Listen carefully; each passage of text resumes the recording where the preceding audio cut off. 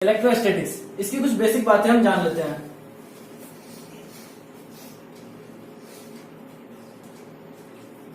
Electricity को दो part में डिवाइड कर दिया गया। एक पार्ट का नाम डाल दिया गया इलेक्ट्रोस्टैटिक और दूसरे पार्ट का नाम डाल दिया गया है करंट इलेक्ट्रिसिटी।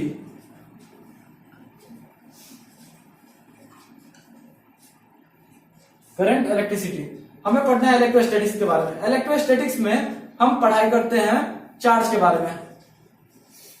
चार्ज के बारे में जहां पर चार्ज क्या होता है, रेस्ट में होता है। स्पीड इसका क्या होता है, चार्ज का जीरो होता है। चार्ज जीरो होता है या फिर इसको बोल दीजिए रेस्ट में होता है। ठीक है, आराम करता रहता है वो, उसमें कोई हलचल नहीं होता है बाहरी फोर्स की वजह से। चार्ज, इस चार्ज को हम दिखाते किससे हैं, डिनोट कैसे करते हैं, कैसे समझते हैं कि ये चार्ज है। तो चार्ज को हम क्यू से डिनोट करते हैं। इसका पहचान क्यू है, सिंबल सिंबल इसका क्यू है। इसका एसआई यूनिट क्या है, एसआई यूनिट का कूलम है, कूलम्स। ठीक है, शॉर्टकट में इसको सी से डिनोट करते हैं। अब एक बात और है, ये इलेक्ट्रोस्टैटिक्स का जो चार्ज है, चार्ज स्केलर है। स्केलर क्वांटिटीज कैसे है चार्ज, तो देखिए कोई भी चार्ज होगा तो उसका 10, 20, 30, 40, 50 एक नंबर में चार्ज होगा। तो नंबर है मीन्स मैग्नीट्यूड है, उसका मैग्नीट्यूड है। ठीक है, लेकिन इसका कोई डायरेक्शन नहीं है। ठीक है, वेक्टर में डायरेक्शन होता है। ठीक है, वेक्टर में डायरेक्शन होता है, लेकिन स्केलर में कोई डायरेक्शन नहीं होता है। तो इसमें कोई डायरेक्शन नहीं है कि नेगेटिव डायरेक्शन है या पॉजिटिव डायरेक्शन है या आगे जाएगा पीछे जाएगा, इसमें कोई डायरेक्शन के बारे में हमें पढ़ना ही नहीं है। ठीक है, ये स्केलर होता है। अब इलेक्ट्रिक चार्ज होता है, चार्ज तीन तरह के होते हैं, 3 टाइप्स होते हैं चार्ज के, 3 टाइप्स। इलेक्ट्रॉन, प्रोटॉन और न्यूट्रॉन। इलेक्ट्रॉन, प्रोटॉन और न्यूट्रॉन। ठीक है, लेकिन हमें बेसिकली दो चीज के बारे में पढ़ना है। इलेक्ट्रॉन्स को नेगेटिव चार्ज बोलते हैं। ठीक है, प्रोटॉन्स को पॉजिटिव चार्ज बोलते हैं।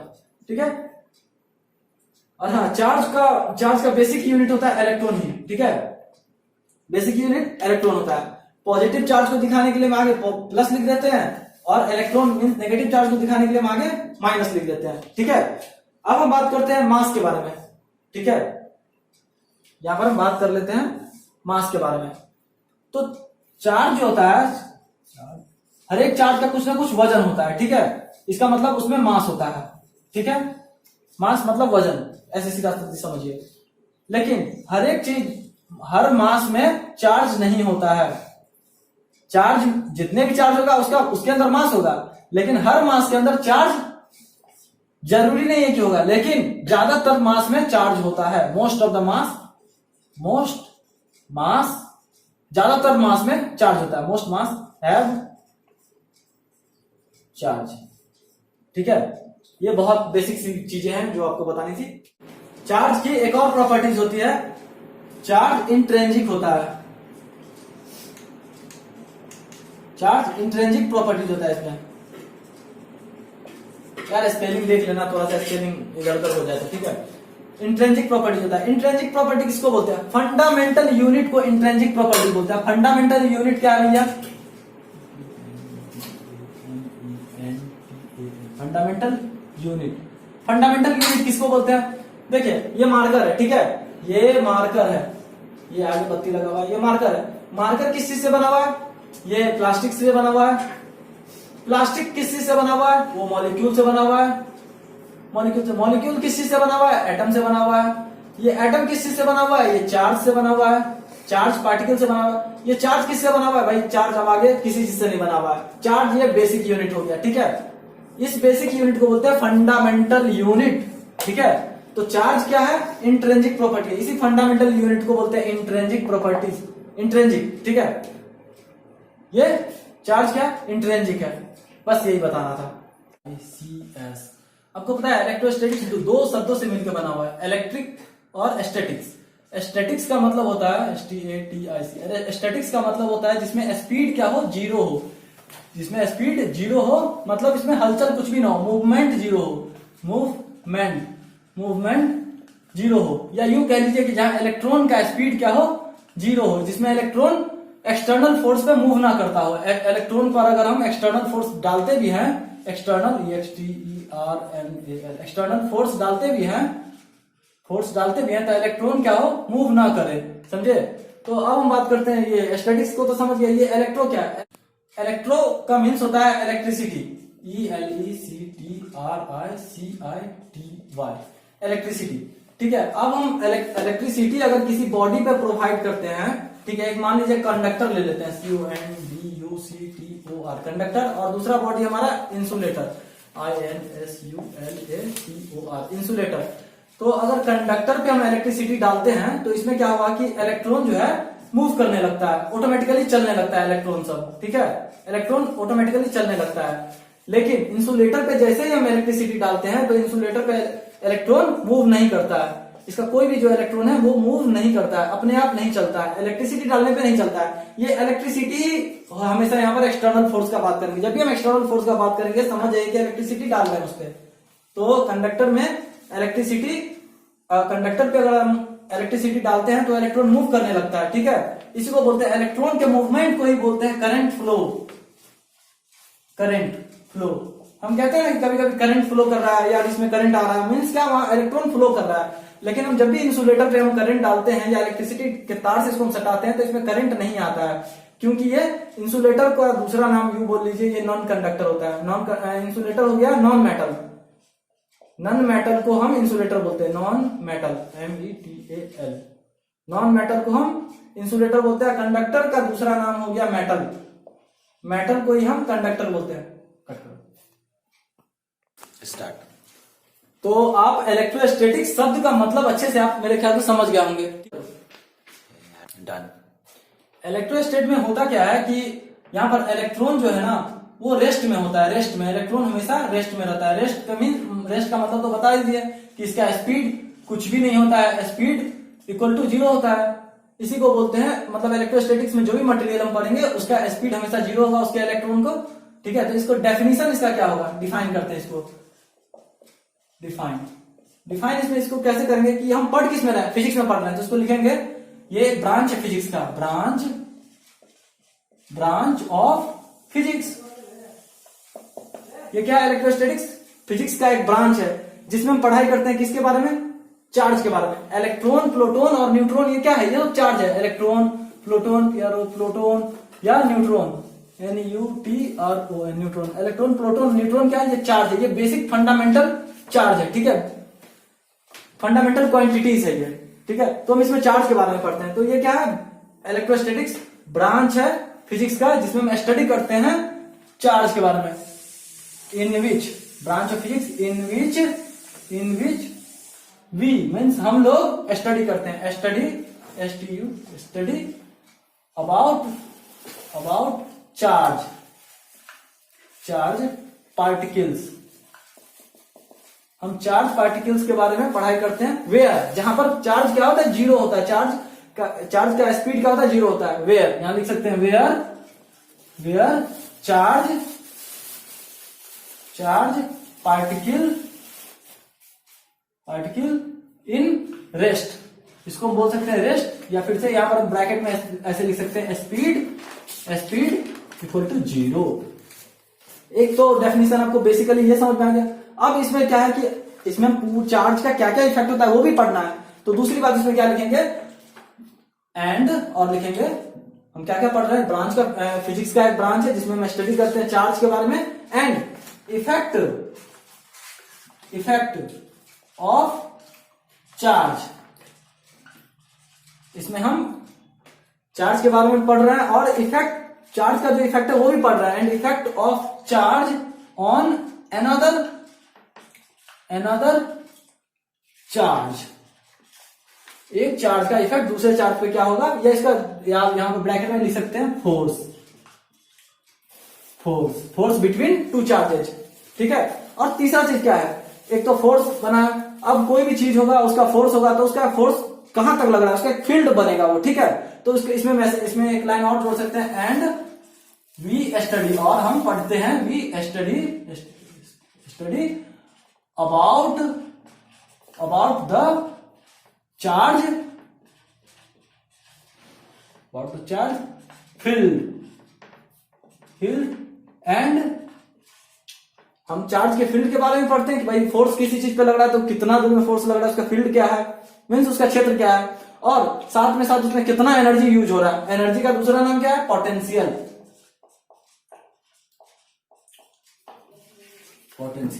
बस यही तो, कितना सिंपल डेफिनेशन है और आसान से आप समझ भी गए। ठीक है, तो हम आगे बढ़ते हैं।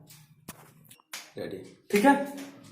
तो इलेक्ट्रोस्टैटिक्स में हम इलेक्ट्रिसिटी कैसे प्रोवाइड करते हैं। इलेक्ट्रोस्टैटिक में बेसिकली हमें पढ़ना होता है नॉन मेटल के बारे में। ठीक है, नॉन मेटल या इसका दूसरा नाम है इंसुलेटर, INSULATOR, इंसुलेटर। इंसुलेटर में हम इलेक्ट्रिसिटी कैसे प्रोड्यूस करते हैं, इलेक्ट्रिसिटी। नॉन मेटल में इलेक्ट्रिसिटी प्रोड्यूस करने का बस एक ही रास्ता होता है, वो है फ्रिक्शन। अब चलिए शो करते हैं कैसे। मान लीजिए कि आपके पास दो पत्थर है, ठीक है, ये एक पत्थर है, ये एक पत्थर है। इस दोनों पत्थर को जब हम घिसते हैं तो इसमें क्या होता है कि हीट जनरेट होता है, हीट जनरेट होता है। क्यों हीट जनरेट होता है, बस एक ही कारण है, घर्षण की वजह से। घर्षण का एक दूसरा नाम है फ्रिक्शन। ठीक है, घर्षण को ही फ्रिक्शन बोलते हैं। और उसके घर्षण की वजह से होता क्या है कि इस दोनों पत्थर के आउटर सेल, बाहरी हिस्से में एक इसका जो चार्ज होता है, इसके बाहरी हिस्से में जो चार्ज होता है, वो चार्ज पार्टिकल्स, वो क्या होता है कि एनर्जेटिक होता है। एनर्जी इसमें आ जाता है, ये एनर्जेटिक हो जाता है। और फिर एनर्जेटिक होने के बाद इसके जो पार्टिकल्स होते हैं, चार्ज पार्टिकल, वो उछल कूद करने लगते हैं यहाँ पर। ठीक है, तो ये जो उछल कूद करने लगते हैं, ये कई बार आपको दो पत्थर को जब घिसिएगा तो आपको स्पार्क के रूप में दिखाई देगा। स्पार्क के रूप में, ये स्पार्क के रूप में दिखाई देगा, SPARK, ये स्पार्क के रूप में दिखाई देगा। वो स्पार्क कुछ नहीं, वो बस एक इलेक्ट्रिसिटी का बहुत स्मॉल फॉर्म है, बहुत छोटा सा क्वांटिटी है इलेक्ट्रिसिटी का। इसी को तो हम इलेक्ट्रिसिटी बोलते हैं, इसी को हम क्या बोलते हैं, इलेक्ट्रिसिटी बोलते हैं। ठीक है, ये तो हम बता दिए आपको नॉन मेटल इंसुलेटर के बारे में। सिर्फ एक ही कारण होता है, फ्रिक्शन से इसमें हीट जनरेट होता है, और फ्रिक्शन की वजह से ही नॉन मेटल में या इंसुलेटर में इलेक्ट्रिसिटी प्रोड्यूस होता है। हाँ, एक खास बात इसका ये है कि ये जो चार्ज पार्टिकल है, ये अपनी मर्जी से इस बॉडी पे डिस्ट्रीब्यूट नहीं कर सकता या इस बॉडी पे घूम नहीं सकता है। जितना दूर घर्षण हुआ है, सिर्फ उतने इलाके में ये घूम सकता है, ये चार्ज पार्टिकल घूम सकता है। या ये यूं बोल लीजिए, ये इलेक्ट्रॉन्स जो है यहाँ पर उसी क्षेत्र में घूम सकता है, ये पूरे क्षेत्र में नहीं घूम सकता है। लेकिन अगर हम मेटल पर इसका एक्सपेरिमेंट करते हैं, मेटल पे अगर हम इलेक्ट्रिसिटी प्रोवाइड करते हैं, मेटल पे अगर हम इलेक्ट्रिसिटी प्रोवाइड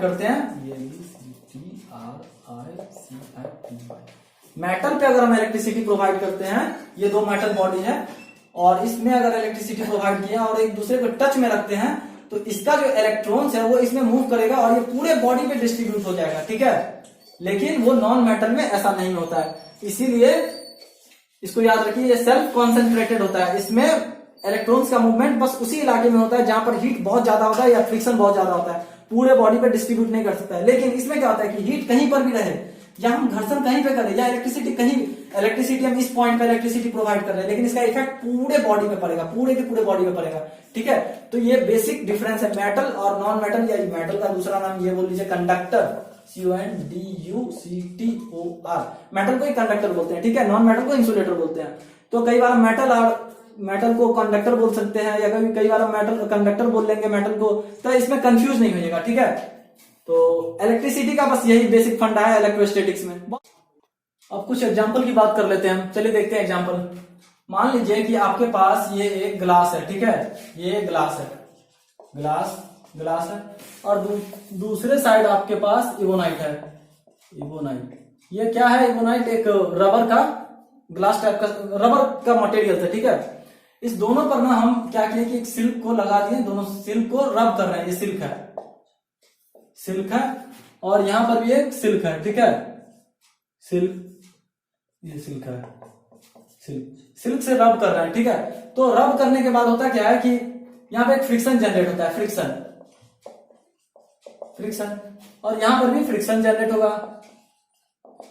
फ्रिक्शन की वजह से क्या होगा कि इसमें से जाता इलेक्ट्रॉन इसमें आएगा, या इसमें से इलेक्ट्रॉन इसमें जाएगा, दोनों में से एक काम होगा, या इसमें से इसमें आएगा, इसमें से इसमें आएगा। तो अब डिपेंड किस पे पड़ता है कि किस इसमें से जाएगा या इसमें से जाएगा, डिपेंड पड़ता है कि इलेक्ट्रॉन का बाउंडिंग किस में ज्यादा है, इसमें बाउंडिंग ज्यादा है या इसमें बाउंडिंग ज्यादा है। अगर इसका बाउंडिंग ज्यादा होगा तो ये इलेक्ट्रॉन को खींच लेगा, इसका बाउंडिंग ज्यादा होगा तो ये इलेक्ट्रॉन को खींच लेगा। लेकिन अगर सिल्क और ग्लास की अगर बात किया जाए तो सिल्क में बाउंडिंग स्ट्रांग होता है, स्ट्रांग बाउंडिंग होता है, इसीलिए ये इलेक्ट्रॉन को अपनी तरफ खींच लेगा और इसमें से इलेक्ट्रॉन जैसे खींचेगा तो उसके जगह पे पॉजिटिव प्रोटॉन आ जाएगा, ठीक है। लेकिन अगर हम इबोनाइट और सिल्क की बात करें, इबोनाइट और सिल्क की बात करें तो दोनों में किसका बॉन्डिंग स्ट्रांग होता है, तो इबोनाइट का स्ट्रांग होता है। तो इस पे पॉजिटिव चार्ज जनरेट होगा और इस पे नेगेटिव चार्ज जनरेट होगा, ठीक है। या यूं कह लीजिए, ऐसे लिख लीजिए या फिर आप ऐसे लिख लीजिए, बात बराबर ही है, ठीक है, कोई अंतर नहीं है। यहाँ पर नेगेटिव चार्ज जनरेट होगा या यूं कह लीजिए यहाँ पर इलेक्ट्रॉन जनरेट होगा, दोनों एक ही चीज है। यहाँ पर हम चाहे इस साइड लिख ले चाहे इस साइड लिख ले और इस पे प्रोटॉन जनरेट हो जाएगा, ठीक है। इस पे पॉजिटिव चार्ज जनरेट होगा, इस पे नेगेटिव चार्ज जनरेट होगा, क्योंकि बाउंडिंग की वजह से होता है। अब बाउंडिंग का मतलब होता है कि ये मटेरियल में इलेक्ट्रॉन कितना जोर से, कितनी ताकत से मटेरियल उस इलेक्ट्रॉन सबको पकड़े हुआ है, इसी को कहते हैं बाउंडिंग, ठीक है। हर एक मटेरियल का अपना ताकत होता है, प्लास्टिक का अपना ताकत है, ग्लास का अपना ताकत है, या कोई दूसरे सीड्स का अपना ताकत होता है कि कितने जोर से। आप हम देखिए कई बार प्लास्टिक को ऐसे हल्का सा मोड़ते हैं मुड़ जाता है, बहुत सारा प्लास्टिक मोड़ते हैं मुड़ता नहीं है, क्यों? क्योंकि उसमें बॉन्डिंग ज्यादा स्ट्रांग होता है और दूसरे मटेरियल में बॉन्डिंग कम स्ट्रांग होता है, इसके वजह से वो आसानी से मुड़ जाता है। तो अब हम बात करने वाले हैं इलेक्ट्रिकल चार्ज के बारे में। तो अब हम शुरू करते हैं electrical charge, ELECTRICAL, electrical charge. ये इलेक्ट्रिकल चार्ज क्या है? तो एक विलियम नाम के इंसान से किसी ने पूछा, WILLIAM, विलियम नाम के इंसान से पूछा, भैया इलेक्ट्रिकल चार्ज क्या है? तो उसने कहा कि हमें पता है, हमें क्या पता भैया, हम तो जाहिल आदमी है। इलेक्ट्रिकल चार्ज हम जहां तक जानते हैं कि कोई चीज है। Electrical charge ELECTRICAL, electrical charge, charge is something, बोला कोई चीज है, इज समथिंग जो कि पास करता है एक मटेरियल से। इलेक्ट्रिकल चार्ज क्या है? कुछ चीज है, इज समथिंग जो कि पास करता है एक मटेरियल से, which pass through through a material, MATERIAL, उस मटेरियल या ऑब्जेक्ट वो पास करता है किसी मटेरियल ऑब्जेक्ट से, तो वहां पर इलेक्ट्रिकल फोर्स जनरेट हो जाता है, वही है which pass through material that produce, जो कि वो पैदा कर देता है, produce, PRODUC, produce electrical force, ELECTRICAL, electrical force.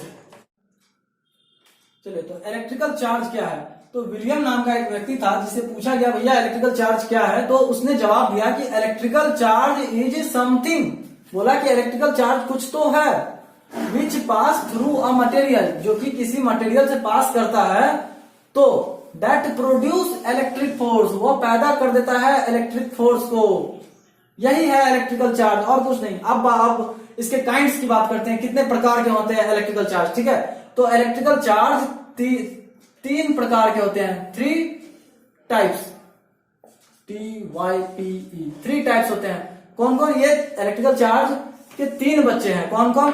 एक है इलेक्ट्रॉन, इसको ऐसे बोल लीजिए, या फिर इलेक्ट्रॉन, ELECTRON, इलेक्ट्रॉन है। दूसरा क्या है? प्रोटॉन है, PROTON, प्रोटॉन। तीसरा क्या? न्यूट्रॉन है, NEUTRON, न्यूट्रॉन। 3 है। अब तीनों भाई है, लेकिन इसके साथ क्या कंडीशन है कि ये 9 मंथ में प्रोड्यूस हो गया, 9.1 × 10⁻⁻31, ये मार्च में हुआ था, इसलिए 31 है, ठीक है। ये प्रोटॉन और न्यूट्रॉन दोनों क्या है? जुड़वा भाई है, दोनों 1.6 × 10⁻⁻27 kg इसका वजन है, इसका भी वजन इतना है kg, इसका भी वजन उतना ही kg होगा जितना ये होगा, क्योंकि दोनों जुड़वा है। 1.6 × 10⁻⁻27। अंतर क्या है कि ये पॉजिटिव पार्ट्स में गिना जाता है, ये नेगेटिव होता है। इसका चार्ज इसका नेगेटिव होता है, इस ये इलेक्ट्रॉन का चार्ज नेगेटिव होता है, प्रोटॉन का चार्ज पॉजिटिव होता है, और न्यूट्रॉन का बेचारा कोई चार्ज नहीं, इसको सबने छांट दिया अपने परिवार से, ठीक है। अब हम बात करते हैं कि इलेक्ट्रॉन का वजन ज्यादा होगा या प्रोटॉन का वजन ज्यादा है। तो देख लीजिए, यहां से पता चलता है ये 10 टू द पावर -31 है और ये 10 टू द पावर -27 है। तो प्रोटॉन का वेट बहुत ज्यादा होगा एज कंपेयर टू इलेक्ट्रॉन। तो इलेक्ट्रॉन का वेट क्या होगा, कम होगा, ये कम होगा, और प्रोटॉन का वेट हमेशा ज्यादा होता है। वजन से पता चलता है दोनों का, ये -31 है, ये -27 है, ऑटोमेटिकली समझ जाइए आप। कट करो। अब एक बात है कि मान लीजिए कि एक इलेक्ट्रॉन है, मतलब हाँ, पॉजिटिव चार्ज को हमेशा रिपेल करता है, दूर भगाता है।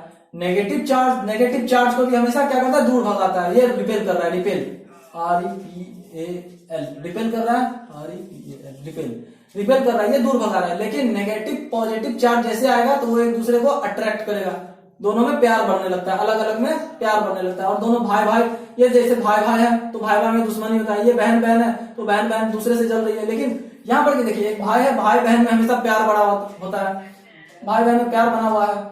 उसी तरह अगर ये प्लस रहे या नेगेटिव रहे तो भी प्यार बना रहेगा, लेकिन दोनों एक जैसे रहेंगे तो वहां पर हमेशा झगड़ा होते रहता है, वो एक दूसरे से दूर होने की कोशिश करता है। ठीक है, या ये समझ लीजिए, पॉजिटिव को अट्रैक्ट करता है, पॉजिटिव को रिपेल करता है, नेगेटिव को रिपेल करता है, नेगेटिव पॉजिटिव को अट्रैक्ट करता है, पॉजिटिव नेगेटिव को अट्रैक्ट करता है। मतलब इससे क्या क्लियर होता है कि सेम चार्ज अट्रैक्ट करता है, सेम चार्ज रिपेल करता है,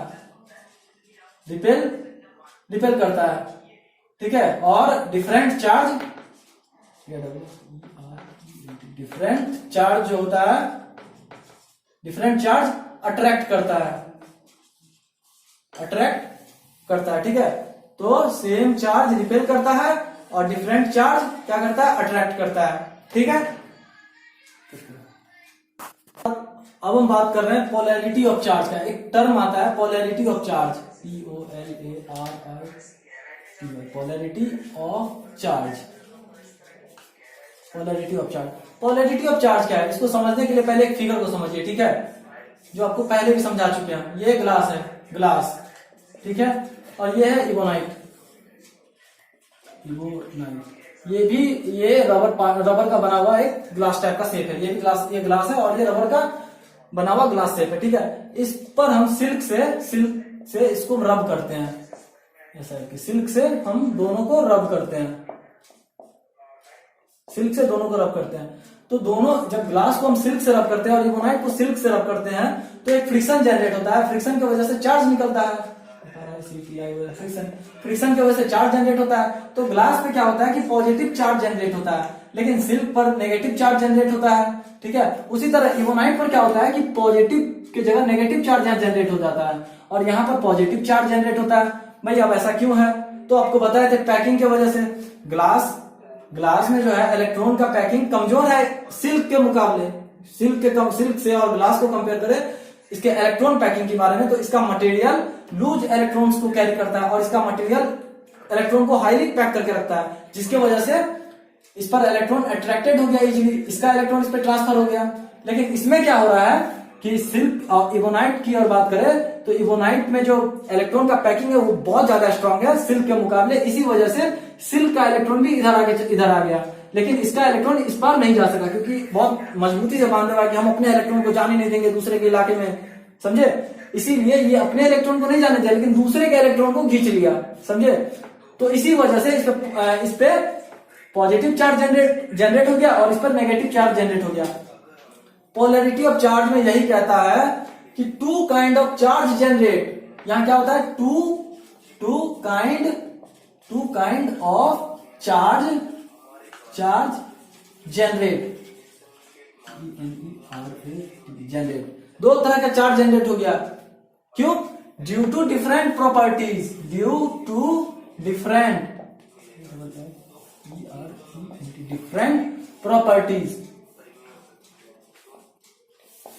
प्रॉपर्टीज किसका, प्रॉपर्टीज मटेरियल का। भाई मटेरियल दो तरह के चार्ज जनरेट होते हैं due to different properties of material, इसी को बोलते हैं पोलैरिटी ऑफ चार्ज। ठीक है, हाँ, लेकिन एक बात और आपको बता दे रहे हैं कि इसमें जो इलेक्ट्रॉन्स मूव हुए हैं वो सिर्फ इस सरफेस पे मूव हुए हैं, ये मत समझ लिया पूरे बॉडी पे वो इलेक्ट्रॉन चला गया, नहीं, इस सरफेस पे सिर्फ मूव हुआ है। क्योंकि जहां पे फ्रिक्शन होगा सिर्फ वहीं पे मूव करता है, इसका इलेक्ट्रॉन फ्री नहीं होता है ताकि वो कहीं भी घूम सके।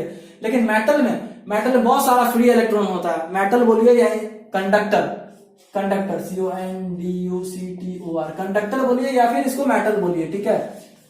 मेटल में ये दोनों दो इंसुलेटर है, ठीक है, या इसको बोलिए नॉन मेटल, नॉन मेटल, सिर्फ भी नॉन मेटल है, ग्लास भी नॉन मेटल है और ये भी नॉन मेटल है, या इंसुलेटर, बात बराबर पड़ता है। लेकिन कंडक्टर जिसको मेटल बोलते हैं, कंडक्टर में क्या होता है कि बहुत सारा इलेक्ट्रॉन फ्री होता है मूव करने के लिए, लेकिन इसका इलेक्ट्रॉन नॉन कंडक्टर में या इंसुलेटर में इलेक्ट्रॉन फ्री नहीं होता है मूव करने के लिए। ये बात बहुत खास है, याद रखिएगा। लेकिन कंडक्टर में इलेक्ट्रॉन फ्री होता है मूव करने के लिए, वो आपको हम आगे पढ़ाएंगे, ठीक है। तो एक प्रदीप चैप्टर में एक पोलैरिटी ऑफ चार्ज एक टॉपिक है, ठीक है, तो उस टॉपिक को भी कवर कर दिया। अब हम आगे बढ़ते हैं। थोड़ी सी बात है, समझ लीजिए इसको कि ये एक चार्ज बॉडी है, ठीक है, ये चार्ज बॉडी है। चार्ज बॉडी किसको बोलते हैं? जिसपे इलेक्ट्रॉन्स ज्यादा होते हैं, ठीक है, जिसमें इलेक्ट्रॉन एक्स्ट्रा होते हैं, ठीक है, उसको हम चार्ज बॉडी बोलते हैं। Charge CHARGED, charge. चार्ज और चार्ज में बहुत अंतर है, बहुत अंतर है। चार्ज मीन्स होता है ये इलेक्ट्रॉन, प्रोटॉन, न्यूट्रॉन, ये चार्ज है। और चार्ज का मतलब वो हाईली एनर्जेटिक है, ठीक है, मीन्स उसमें इलेक्ट्रॉन्स ज्यादा है, तो ये चार्ज बॉडी हो गया। और एक दूसरा बॉडी हम ले लेते हैं B, ठीक है, इसे हम अनचार्ज बोल लेते हैं, अनचार्ज CHARGED। अनचार्ज का दूसरा नाम ही होता है न्यूट्रल। अनचार्ज का दूसरा नाम होता है न्यूट्रल, जिसमें इलेक्ट्रॉन प्रोटॉन बराबर मात्रा में हो, जिसमें जितने इलेक्ट्रॉन होंगे उतने ही प्रोटॉन भी होंगे, उसी को बोलते हैं अनचार्ज बॉडी। एक तीसरा बॉडी ले लेते हैं, ठीक है, C। ये इलेक्ट्रॉन डिफिशियंसी है, इसमें electron deficiency, DEFICIENCY, deficiency. Electron deficiency का मतलब है कि इसमें सिर्फ प्रोटॉन चार्ज है, ठीक है, न्यूट्रॉन इसमें है, इलेक्ट्रॉन है ही नहीं, ठीक है। अब मान लीजिए हम A और B को टच करते हैं एक दूसरे से, A और B को एक दूसरे से टच करते हैं, तो A B को टच करेंगे तो क्या होगा? टच कर दिए तो इसमें नेगेटिव चार्ज है और इसमें माइनस प्लस दोनों बराबर में है, ठीक है, तो इसमें जो एक्स्ट्रा इलेक्ट्रॉन्स है वो इसमें मूव करना शुरू हो जाएगा और इसमें से प्रोटॉन्स इसमें मूव करना करेगा। लेकिन ये कब तक मूव करता रहेगा? जब तक दोनों में बराबर इलेक्ट्रॉन ना हो जाए। मान लीजिए कि इसमें 4 है तो इसमें 2 हो जाएगा, इसमें इस बॉडी में, और इस बॉडी में हो जाएगा 2। कब तक ये 2 होगा? अगर दोनों बॉडी का वेट इक्वल है, साइज इक्वल है, शेप इक्वल है, तब ये दोनों में 2-2 इलेक्ट्रॉन होगा। लेकिन एक बॉडी A है, ठीक है, ये बहुत बड़ा बॉडी है, और एक बॉडी B है, बहुत छोटा बॉडी है, बहुत ज्यादा छोटा भी नहीं लेकिन छोटा है, इसके कंपेयर में छोटा है। अब इस बॉडी में इलेक्ट्रॉन्स बहुत ज्यादा है, ठीक है, मतलब बहुत ज्यादा क्या, 6 इलेक्ट्रॉन एक्स्ट्रा है इसमें, और ये न्यूट्रल बॉडी है, ये न्यूट्रल बॉडी है, तो इसमें इलेक्ट्रॉन ट्रांसफर तो होगा, लेकिन कितना ट्रांसफर होगा ये परफेक्ट नहीं है, क्योंकि ये इसके सिचुएशंस पे डिपेंड करता है, ठीक है। हाँ, लेकिन ये पक्का है कि इसमें इलेक्ट्रॉन्स डिफिशिएंट इसमें ज्यादा ही रहेगा, इसमें कम रहेगा इलेक्ट्रॉन्स। अगर इसमें 3 से ज्यादा ही रहेगा हमेशा, क्योंकि वो बॉडी ही बता रहा है, ठीक है।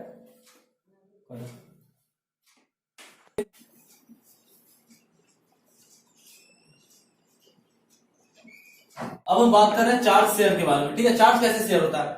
मान लीजिए 2 बॉडी है, एक बॉडी A है और एक बॉडी B है, ठीक है। ये बॉडी न्यूट्रल है, न्यूट्रल बॉडी का मतलब होता है कि इसमें नेगेटिव चार्ज और पॉजिटिव चार्ज दोनों बराबर होंगे। मतलब कि अगर नेगेटिव चार्ज 100 होंगे काउंट में, अगर उसकी गिनती 100 है, तो पॉजिटिव चार्ज की भी गिनती कितनी होगी? 100 होगी। अब हम बात करते हैं बॉडी B की। ये बॉडी चार्ज है, CHARGED, चार्ज बॉडी है। देखिए आप शब्द हमने इस्तेमाल किया चार्ज। चार्ज का मतलब होता है इस पर नेगेटिव चार्ज होगा या पॉजिटिव चार्ज होगा, तो नेगेटिव चार्ज होगा या पॉजिटिव चार्ज होगा। लेकिन अगर चार्ज बॉडी की अगर हम बात करते हैं तो इसका मतलब है कि इसमें नेगेटिव ही चार्ज होगा, वो भी एक्स्ट्रा होगा। इसमें नेगेटिव चार्ज ज्यादा होगा as compare to positive charge, ठीक है। उसी को हम बोलते हैं चार्ज बॉडी। चार्ज बॉडी कहने का सीधा सीधा मतलब होता है जिसमें इलेक्ट्रॉन्स ज्यादा हो, ठीक है।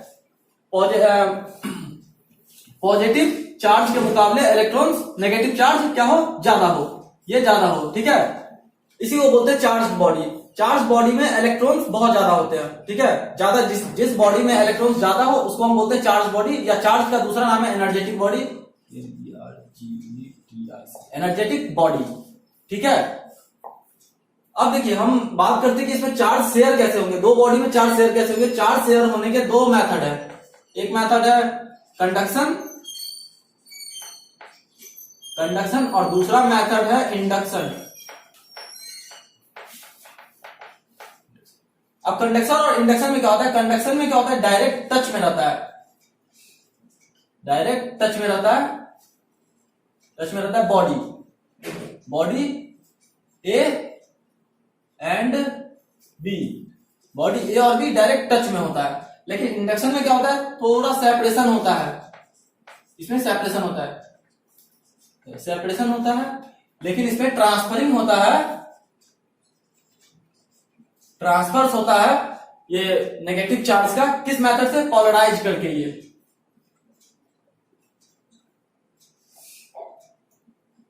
पोलराइजेशन से ट्रांसफर होता है, ये पोलराइजेशन से, ठीक है। तो अब हम बताते हैं आपको कंडक्शन और इंडक्शन कैसे काम करता है।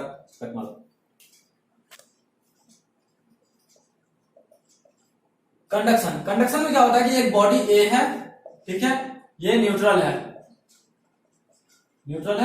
ये बॉडी बी है, ये चार्ज है, ये बॉडी चार्ज है।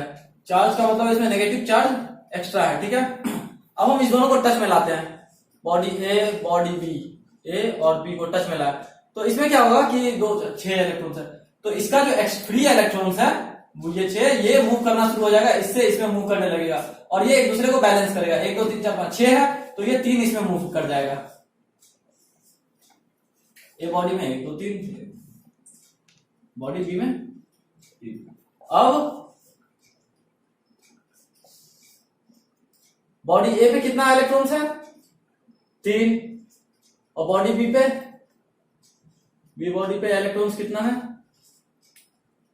3। तो इस मेथड से, कंडक्शन मेथड से हम दो बॉडी को एक दूसरे के कांटेक्ट में ला करके हम उसका इलेक्ट्रॉन शेयरिंग कर सकते हैं या इलेक्ट्रॉन ट्रांसफर कर सकते हैं। ये हो गया कंडक्शन। अब हम बात करते हैं इंडक्शन का। इंडक्शन में क्या होता है, कि इसमें बॉडी ए है, ठीक है, ये बॉडी ए है, ये बॉडी चार्ज है, एक बॉडी बी है, ठीक है, बी बॉडी है, ये क्या है, न्यूट्रल है, ये बॉडी न्यूट्रल है। अब हम इसमें चार्ज शेयरिंग कैसे करेंगे, तो इस बॉडी को इस बॉडी के थोड़ा करीब लाएंगे, थोड़ा पास लाएंगे, ठीक है। पास लाने के बाद क्या होगा कि ये चार्ज बॉडी में जिसमें इलेक्ट्रॉन्स एक्स्ट्रा इलेक्ट्रॉन्स है, चार्ज बॉडी में हमेशा इलेक्ट्रॉन एक्स्ट्रा होता है, जिस बॉडी में इलेक्ट्रॉन एक्स्ट्रा होता है उसी को बोलते हैं चार्ज बॉडी, ठीक है। इसको हम एक बी बॉडी के नजदीक लाएंगे, तो बी बॉडी के नजदीक जैसे ही लाएंगे तो ये बॉडी पोलराइज होगा, इसको बोलते हैं पोलराइजेशन। ये जो क्रिया होगा उसको पोलराइजेशन बोलते हैं। ये बॉडी पोलराइज होगा। पोलराइज का मतलब होता है कि एक साइड प्रोटॉन आ जाते हैं, मतलब एक साइड पॉजिटिव चार्ज आ जाते हैं, और एक साइड नेगेटिव चार्ज अकोमुलेट हो जाते हैं, मतलब एक साइड नेगेटिव हो जाते हैं, एक साइड पॉजिटिव हो जाते हैं, ठीक है। चार्ज मतलब कि अलग अलग होने लगते हैं, ठीक है, सेपरेट होने लगते हैं, एक कोने पे इलेक्ट्रॉन एक कोने पे प्रोटॉन आने लगते हैं। उसके बाद क्या होता है कि यहाँ पर हम एक दूसरा बॉडी सी जोड़ देते हैं, जो कि ये बॉडी न्यूट्रल है, ये बॉडी न्यूट्रल है, ठीक है। ये बॉडी एक बॉडी जोड़ दी जो कि बॉडी न्यूट्रल है, या फिर बोल दीजिए बैलेंस है, इसमें इलेक्ट्रॉन प्रोटॉन बराबर है, इसमें नेगेटिव चार्ज एक्स्ट्रा नहीं है। तो ये बॉडी जब इसके डायरेक्ट टच में आएगा, मतलब ये कंडक्शन करेगा, कंडक्शन। जब ये बॉडी कंडक्शन होगा तो इसमें क्या होगा कि ये जो नेगेटिव चार्ज है वो इसमें ट्रांसफर होना शुरू हो जाएगा, ठीक है।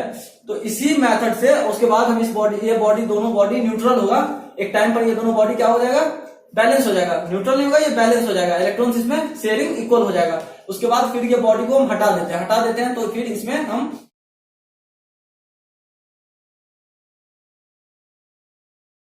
और ये बॉडी सी है, सी पर भी हम देखेंगे नेगेटिव चार्ज बन गया, क्योंकि पहले न्यूट्रल था, मतलब इसमें पॉजिटिव इलेक्ट्रॉन पहले बराबर था, इसमें एक्स्ट्रा इलेक्ट्रॉन नहीं था, लेकिन इस बॉडी के टच में आने की वजह से इसका इलेक्ट्रॉन इसमें ट्रांसफर हो गया और ये बॉडी क्या हो गया, न्यूट्रल से एनर्जेटिक हो गया, या इसको बोल सकते हैं कि ये चार्ज हो गया। और ये भी बॉडी भी न्यूट्रल था, अब ये बॉडी भी क्या हो गया, चार्ज हो गया, ये बॉडी भी चार्ज हो गया। किसके वजह से, बॉडी ए के वजह से, क्योंकि ये बॉडी पोलराइज हुआ ए के वजह से और इसमें इलेक्ट्रॉन एक्स्ट्रा हो गया, मींस इलेक्ट्रॉन इसमें बढ़ गया, तो इसी मेथड को हम बोलते हैं इंडक्शन, ठीक है। इस मेथड को, जिस मेथड से हमने बॉडी बी को पोलराइज करके ए की मदद से चार्ज कर लिया, इसको बोलते हैं पोलराइजेशन। इसी मेथड को बोलते हैं इंडक्शन। तो आपने कंडक्शन भी समझ लिया, इंडक्शन भी समझ लिया। एक तीसरा मेथड होता है रेडिएशन। रेडिएशन जो कि अभी आपको 12th में नहीं पढ़ना है, ठीक है। ये आगे आपको पढ़ाएंगे रेडिएशन। अब हम बात कर रहे हैं ग्राउंडिंग के बारे में। ग्राउंडिंग का दूसरा नाम है अर्थिंग। अर्थिंग अर्थिंग तो सबने सुना है कि कोई भी जब हम ग्राउंडिंग का मतलब होता है अर्थिंग। अर्थिंग के बारे में तो सबने सुना होगा। अर्थिंग क्या होता है कि हम एक वायर को अर्थ से कनेक्ट कर देते हैं। हमारे किसी भी प्लग में 3 डॉट्स होते हैं। समझा? सेट करें इसको स्टॉप कर। आता है ग्राउंडिंग या इसका दूसरा नाम है अर्थिंग। अर्थिंग क्या है? हमारा जो अर्थ है ना, उससे हम एक वायर को कनेक्ट कर देते हैं। अर्थ में क्या, अर्थ की एक प्रॉपर्टीज है कि इसके पास नेगेटिव चार्ज अबंडेंट है, मींस अत्यधिक है, बहुत मात्रा में है। यूं कह लीजिए कि ये एक सागर नहीं, महासागर नहीं, एक यूनिवर्स है। किस चीज का? नेगेटिव चार्ज का एक यूनिवर्स है, ठीक है। तो मान लीजिए कि एक बॉडी है, ठीक है, बॉडी ए है जिसके पास पॉजिटिव चार्ज एक्स्ट्रा है। तो ये अपने आप को बैलेंस कैसे करेगा? बैलेंस करने के लिए हम इसको एक वायर के थ्रू या किसी भी मेथड से हम इसको ग्राउंड से जोड़ दिए, अर्थ से जोड़ दिए, तो होगा क्या कि इसके पास जो नेगेटिव चार्ज है वो मूव करने लगेगा ऊपर की तरफ। इसके पास अगर 4 वैकेंट है, मतलब 4 पॉजिटिव चार्ज खाली है, तो ये 4 नेगेटिव चार्ज आकर के इसको बैलेंस कर देगा। अब हम ये भी तो सोच सकते हैं कि भाई ये क्यों आकर के मूव कर रहा है, मतलब इलेक्ट्रॉन क्यों मूव किया ऊपर? ये प्रोटॉन भी तो नीचे मूव कर सकता था और इसको बैलेंस कर सकता था, ये इस बॉडी को बैलेंस कर सकता था। प्रोटॉन मूव करके निकल जाता ऑटोमेटिकली बॉडी, ये चार्ज एक्स्ट्रा है प्रोटॉन, तो ये निकल जाता इससे, तो ये बॉडी ऑटोमेटिकली बैलेंस हो जाता। तो इसका सिंपल सा कारण है कि प्रोटॉन्स जो होता है ये हेवी होता है इलेक्ट्रॉन से, ठीक है। क्योंकि इलेक्ट्रॉन का वेट हो जाता है आपको 9.1 इंटू 10⁻³ kg और प्रोटॉन्स का वेट होता है 1.6 इंटू 10⁻27 kg। तो देख लीजिए 10⁻27 या 10⁻31, इसका मतलब है कि इसका वेट जो है, प्रोटॉन्स का वेट जो है, पॉजिटिव चार्ज का वेट क्या होता है? ज्यादा होता है। प्रोटॉन्स का वेट क्या होता है? ज्यादा होता है एज कंपेयर टू इलेक्ट्रॉन्स के, ठीक है। तो इसी वजह से हमेशा इलेक्ट्रॉन मूव करता है। और वैसे भी आप केमिस्ट्री पढ़िए चाहे फिजिक्स पढ़िए, हमेशा इलेक्ट्रॉन का मूवमेंट आप पढ़ते होइएगा, कभी प्रोटॉन का मूवमेंट नहीं पढ़ते होइएगा। प्रोटॉन का मूवमेंट होता है लेकिन कुछ स्पेशल कंडीशन में होता है, ठीक है। अब हम एक बात करते हैं कि कोई भी बॉडी पे हम कहते हैं कि पॉजिटिव चार्ज एक्स्ट्रा है। पॉजिटिव चार्ज एक्स्ट्रा का मतलब क्या है कि उसके साथ जो नेगेटिव चार्ज था ना, किसी वजह से वो नेगेटिव चार्ज उसको छोड़ करके भाग गया, जिसके वजह से इसमें 4 एक्स्ट्रा पॉजिटिव चार्ज हो जाते हैं, ठीक है। या हम किसी बॉडी में कहते हैं कि बहुत ज्यादा नेगेटिव चार्ज है, इसका मतलब ये नहीं है कि वहां पर पॉजिटिव चार्ज को छोड़ के भाग गया, नहीं। किसी बॉडी में अगर हम ये कहते हैं कि नेगेटिव चार्ज बहुत ज्यादा है, इसका मतलब ये है कि वो नेगेटिव चार्ज उसमें जबरदस्ती एक्स्ट्रा घुस गया। बाकी सारा प्रोटॉन इसका बैलेंस है, इसमें जितने भी प्रोटॉन्स हैं वो सारे बैलेंस है, ये कहीं और से घुस गया है, इसीलिए नेगेटिव चार्ज ज्यादा हो गया और या बोलिए ज्यादा जनरेट हो गया, ठीक है। तो आप समझ गए होंगे इस दोनों में मेरा क्या मतलब है। अगर कहीं पे पॉजिटिव चार्ज ज्यादा है, इसका मतलब है कि इसका नेगेटिव चार्ज को छोड़ के भाग गया, लेकिन अगर कहीं पर नेगेटिव चार्ज ज्यादा है तो इसका मतलब है कि ये कहीं और से इसके अंदर आके घुस गया है, ठीक है। तो ये कभी मत कंफ्यूज होइएगा कि इसमें पॉजिटिव चार्ज ज्यादा है तो इसका मतलब है कि भाई ये कहीं से घुस गया है आकर के, नहीं। पॉजिटिव चार्ज कभी मूव नहीं करता है, हमेशा मूवमेंट होता है इलेक्ट्रॉन का। आप हमेशा पढ़िएगा केमिस्ट्री में, फिजिक्स में, चाहे जहां कहीं भी, कि हमेशा मूवमेंट होता है इलेक्ट्रॉन का मूवमेंट होता है, ठीक है। प्रोटॉन्स का मूवमेंट नहीं होता है, इसलिए प्रोटॉन्स को भी इलेक्ट्रॉन्स के पॉजिटिव पार्ट से दिखाया गया है, ठीक है। बस इतना ही। हाँ, अब हम बात कर रहे हैं गोल्ड लीफ इलेक्ट्रोस्कोप का, शॉर्टकट में इसको बोलते हैं GLE। गोल्ड लीफ इलेक्ट्रोस्कोप क्या है? ये एक इंस्ट्रूमेंट है, सिर्फ इंस्ट्रूमेंट है। ये एक इंस्ट्रूमेंट है जिसको इस्तेमाल करते हैं डिटेक्ट करने के लिए। किसको फाइंड आउट करते हैं? डिटेक्ट। खोजने के लिए किसको खोजते हैं, डिटेक्ट करते हैं हम, तो चार्ज पार्टिकल्स को। चलो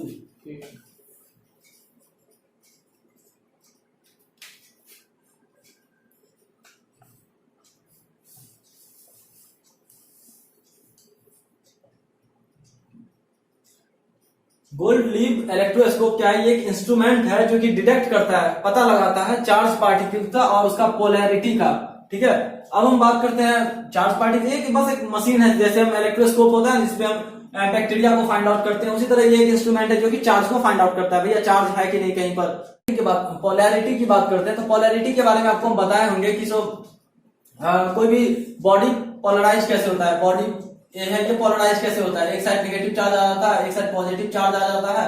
तो इसमें होता क्या है कि या तो नेगेटिव चार्ज इससे निकलेगा, या तो नेगेटिव चार्ज इससे निकलेगा या फिर इसमें और नेगेटिव चार्ज आएगा। दो ही कंडीशन होता है, पॉजिटिव चार्ज के साथ तो कोई केस होता ही नहीं, नेगेटिव के साथ होता है। या तो ये नेगेटिव चार्ज निकलेगा इस बॉडी से और बॉडी बी में जाएगा, या फिर बॉडी बी से ये नेगेटिव चार्ज और ज्यादा ये ले लेगा। दो ही केस होते हैं। तो पोलैरिटी दो तरह के होते हैं, दो तरह के। ठीक है, एक स्ट्रेट होते हैं, स्ट्रेट, और दूसरा रिवर्स। रिवर्स या तो ये आगे जाएंगे या पीछे जाएंगे। ठीक है, या तो ये इस साइड जाएंगे या इस साइड जाएंगे, इसी को बोलते हैं स्ट्रेट रिवर्स। ठीक है, तो पोलैरिटी दो तरह के होते हैं, दो तरह के पोलैरिटी होते हैं, या स्ट्रेट या रिवर्स। इससे ज्यादा आपको नहीं पढ़ना है इसमें। ठीक है, तीन तरह के होते हैं चार्ज होता है, तीन तरह के चार्ज होते हैं। ठीक है, तीन तरह के चार्ज होते हैं, पॉजिटिव, नेगेटिव और एक न्यूट्रल। लेकिन हमें सिर्फ पॉजिटिव नेगेटिव ज्यादातर इन दो बेसिस पर पढ़ना है। ठीक है, तो पॉजिटिव चार्ज नेगेटिव चार्ज को अट्रैक्ट करता है, नेगेटिव चार्ज पॉजिटिव चार्ज को अट्रैक्ट करता है, लेकिन नेगेटिव को रिपेल करता है, और पॉजिटिव को रिपेल करता है। मतलब कि सेम चार्जेज होता है, सेम चार्जेज एक दूसरे को रिपेल करता है, दूर भगाता है, लेकिन अलग अलग चार्जेज होता है नेगेटिव पॉजिटिव, वो दूसरे को अट्रैक्ट करता है। ये तो आप समझ गए। अब आप हमें एक बात समझाइए कि एक बॉडी चार्ज है। ठीक है, एक बॉडी चार्ज है, एक बॉडी चार्ज है, और एक बॉडी जो है न्यूट्रल है। ये एक दूसरे को अट्रैक्ट करेगा या रिपेल करेगा। एक बॉडी चार्ज है, एक बॉडी न्यूट्रल है, तो इस पर कोई इफेक्ट ही नहीं पड़ेगा, नो इफेक्ट, इस पर कोई इफेक्ट नहीं पड़ेगा। ठीक है, क्योंकि दोनों एक न्यूट्रल है और एक चार्ज है, लेकिन हमें पढ़ना किसके बारे में, इस चार्ज के बारे में। इस चारों कंडीशन को सेटिस्फाई नहीं कर रहा है, एक तो सेटिस्फाई भी कर रहा है कि भाई चार्ज है मीन्स वो चार्ज है। ठीक है, नेगेटिव चार्ज है इस पर, लेकिन इस पर क्या है, ये तो न्यूट्रल है, और न्यूट्रल का तुम कहानी पढ़े नहीं है, इसका मतलब है इस दोनों पर कोई इफेक्ट नहीं पड़ेगा, नो इफेक्ट। ठीक है, ये बहुत बेसिक चीज होता है जो बच्चों को समझना होता है। ये चाहे चार्ज हो या डिफिशियंसी हो, इसमें चाहे इसमें नेगेटिव चार्ज ज्यादा हो या फिर पॉजिटिव चार्ज इसमें ज्यादा हो, जब हम इस बॉडी को न्यूट्रल बॉडी के साथ में लाएंगे तो इस पर कोई इफेक्ट नहीं पड़ने वाला है, कोई इफेक्ट नहीं पड़ेगा। ठीक है, क्वांटाइजेशन ऑफ चार्ज का मतलब क्या होता है, पहले ये समझ लो, पहले इसका फॉर्मूला समझ लेते हैं। Q equal two plus minus NE होता है। ठीक है, जहां पर N क्या होता है, नंबर होता है, number. N equal to number means 1 2 3 4 5 6 7 8 9 10 whatever number में डेसिमल नंबर नहीं आना चाहिए, डेसिमल जैसे 1.2 9.3 इस तरह का कुछ भी पॉइंट वाला नहीं आना चाहिए। ठीक है, जिसको दशमलव बोलते हैं, दशमलव वाला नहीं आना चाहिए, ये हमेशा एक नंबर होना चाहिए, 1 2 3 4 5, या फिर एक इंटीगर होना चाहिए, इंटीगर -1 -2 -3 -9 -10 -11 -1 1 3, इस तरह से कुछ भी होना चाहिए, लेकिन वो डेसिमल में नहीं होना चाहिए, या दशमलव, डेसिमल बोलिए या दशमलव बोलिए, दशमलव में नहीं होना चाहिए। ठीक है, ये N। और E क्या है, इलेक्ट्रॉन्स है, या इलेक्ट्रॉन या प्रोटॉन। अगर ये माइनस में है तो इलेक्ट्रॉन है, अगर ये पॉजिटिव होगा तो ये प्रोटॉन होगा। ठीक है, नेगेटिव चार्ज के लिए, ये पॉजिटिव चार्ज के लिए। ठीक है, Q इक्वल टू NE होता है। Q क्या होता है, चार्ज होता है, चार्ज। Q कितना क्या होता है, चार्ज होता है। कि मान लीजिए एक बॉडी A है, उसमें 6 इलेक्ट्रॉन्स है। ठीक है, 6 इलेक्ट्रॉन्स है, तो इसमें टोटल चार्ज कितना होगा, टोटल चार्ज, इसमें टोटल चार्ज क्या होगा, टोटल चार्ज क्या होगा। ठीक है, तो ये इस फॉर्मूला से हम निकालते हैं, Q इक्वल टू NE से निकालते हैं। इलेक्ट्रॉन्स पे कितने चार्ज होते हैं, इलेक्ट्रॉन्स पे होते हैं 1.6 into 10 to the power -19 coulombs. Charge का ऐसा यूनिट होता है कूलम। ठीक है, तो ये पता है और आपको ए नंबर पता है कि एन कितना है इसमें, बॉडी ए में 6 है, तो आप इसका चार्ज निकाल सकते हैं। ऑल ओवर चार्ज क्या होगा, ठीक है। उसी तरह एक बॉडी बी है, लेकिन हाँ जब इसको निकालिएगा तो इसका क्यू का जो आंसर होगा, ये क्यू का जो आंसर होगा वो आपको नेगेटिव में आएगा। नेगेटिव ये जितने भी आए, मान लीजिए कि 6 है तो इसको मल्टीप्लाई कर लेते हैं, 36 का 6 हासिल 3 6 3 9 9.6 into 10 to the power minus 19 coulombs, ठीक है। तो ये नेगेटिव में आएगा। लेकिन यहाँ पर क्या है, एन क्या है 7 है, लेकिन ये पॉजिटिव चार्ज है, तो इससे ये पता चलता है, नेगेटिव से ये पता चलता है कि वो नेगेटिव चार्ज का चार्ज निकाला है, ठीक है। लेकिन यहाँ पॉजिटिव चार्ज है तो यहाँ पर हमें पॉजिटिव लिखना होगा। जब भी यहाँ पर हम क्यू निकालेंगे तो वो पॉजिटिव में निकालेंगे, ठीक है। अब हम इसके डेफिनेशंस की बात कर लेते हैं और हाँ नंबर की बात कर लेते हैं पहले। इंटीग्रल, इंटीग्रल किसको कहते हैं ये भी देख लीजिए। कहां तक रुक गया था यार, कौन बीमारी है का? इंटीग्रल को आप जानते हैं, इंटीग्रल किसे कहते हैं, बहुत बेसिक चीज आप समझ लीजिए। ये ग्राफ है, ठीक है, एक्स वाई लाइन का ग्राफ है। इस पर एक साइड में एक्स है जिसमें पॉजिटिव है, ठीक है, ये पॉजिटिव साइड है, ये नेगेटिव साइड है, ठीक है। तो 0 से स्टार्ट होता है, ये ओरिजिन होता है, ओरिजिन को हम 0 बोलते हैं, ठीक है, 0 0 बोलते हैं, ठीक है। ये स्टार्ट होता है यहाँ से, ये 1 2 3 4 5 ऐसे करके कंटिन्यू चला जाता है। ये हो जाता है आपका पॉजिटिव साइड, ठीक है। और ये इस साइड जो लाइन के इस साइड जो आता है वो नेगेटिव साइड हो जाता है, -1 -2 -3 dot dot dot dot whatever minus infinite तक, ठीक है। तो ये इस पूरे को हम क्या बोलते हैं, इंटीग्रल, ठीक है। यहाँ पूरा इनफाइनाइट माइनस इनफाइनाइट से पॉजिटिव इनफाइनाइट तक को इंटीग्रल बोलते हैं। इसमें देख लीजिए कहीं डेसिमल नहीं है ना, डेसिमल नहीं है तो ये एन हमेशा डेसिमल कभी नहीं होगा, एन कभी भी डेसिमल नहीं होगा, याद रखिएगा, ये बहुत खास चीज है। अगर आपका आंसर कभी डेसिमल में आता है, एन अगर आपका कभी डेसिमल में आता है तो क्वेश्चन ही गलत है या फिर आपका सॉल्यूशन गलत है, ठीक है, ये हमेशा याद रखिएगा।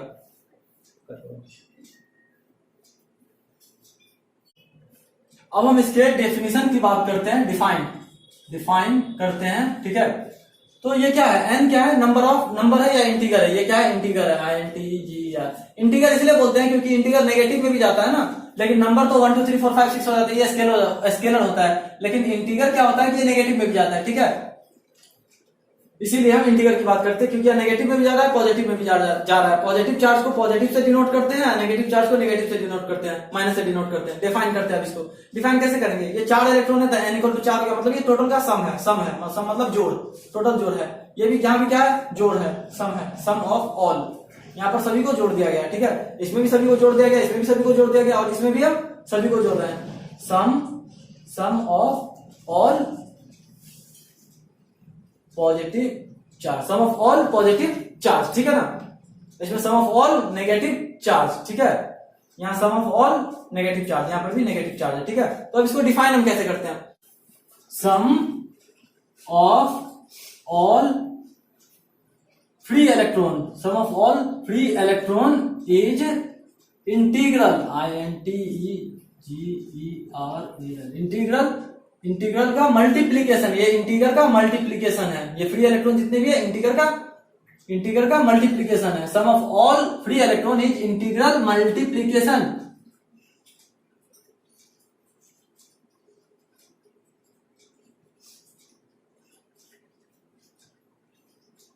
सम of all free electron is integral multiplication of unit charge. Unit charge का मतलब होता है एक चार्ज, जितने भी फ्री इलेक्ट्रॉन है किसी एक का चार्ज उठाएंगे उससे हम गुना कर देंगे, समझे। यूनिट चार्ज का मतलब होता है एक चार्ज, एक ही चार्ज उठा रहे हैं ना, हम एक इलेक्ट्रॉन उठा रहे हैं या एक प्रोटॉन का हम चार्ज यहाँ पे लिखेंगे, ठीक है। आइदर EITHER, यहाँ पर आइदर चार्ज जो होगा ये ब्रैकेट में लिखने वाली चीज है, ये इस लाइन में नहीं होगा, डेफिनेशन में बस यहीं पर डेफिनेशन खत्म हो जाएगा। ये आपको बता दे रहे हैं, आइदर चार्ज जो होगा वो इलेक्ट्रॉन होगा या प्रोटॉन होगा, ठीक है। बस क्वांटाइजेशन ऑफ चार्ज यही है, खत्म होता है।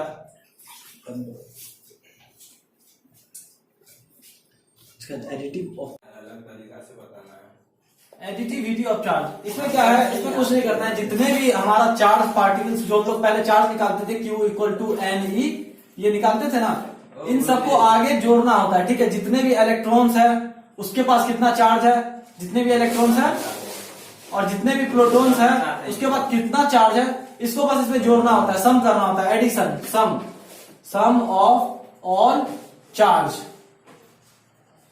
अब बताते हैं कैसे सम करना है। मान लीजिए कि इलेक्ट्रॉन्स के पास टोटल चार्ज हो गया, मान लीजिए इलेक्ट्रॉन्स के पास है 2e plus 3e electron plus 5 electrons, ये हो गया टोटल इलेक्ट्रॉन्स के पास। अब प्रोटॉन्स के पास टोटल कितना है, सपोज कर लेते हैं 5 प्लस 6 इलेक्ट्रॉन, ये हो गया टोटल इसके पास 10 इलेक्ट्रॉन्स इसके पास है।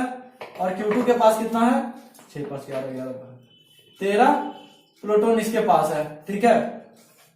तो इसका साइन क्या होगा, ये इलेक्ट्रॉन है तो इलेक्ट्रॉन में नेगेटिव होगा, प्रोटॉन है तो पॉजिटिव होगा। अब हम टोटल जो करेंगे सम करेंगे, एडिटिव सबसे पता चल रहा है ऐड करना है, ऐड मींस जोड़ना है, सम करना है।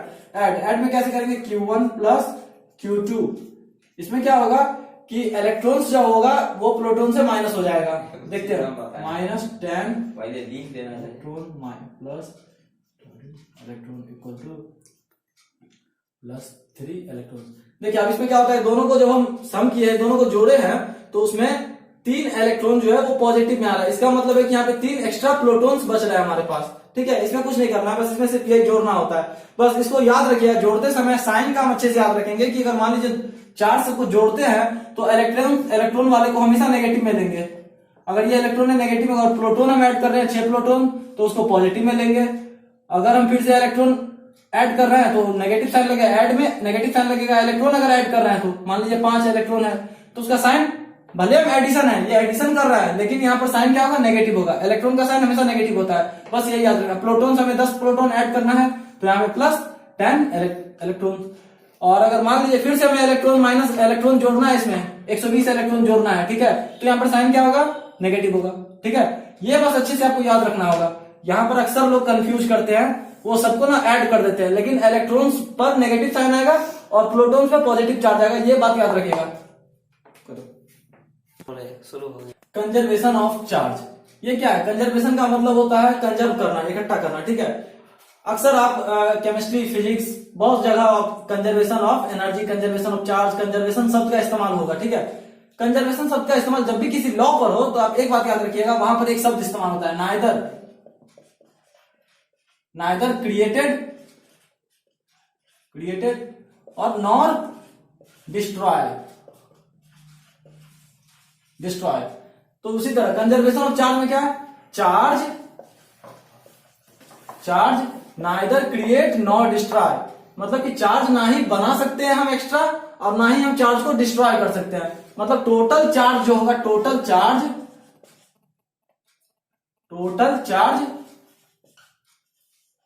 ऑलवेज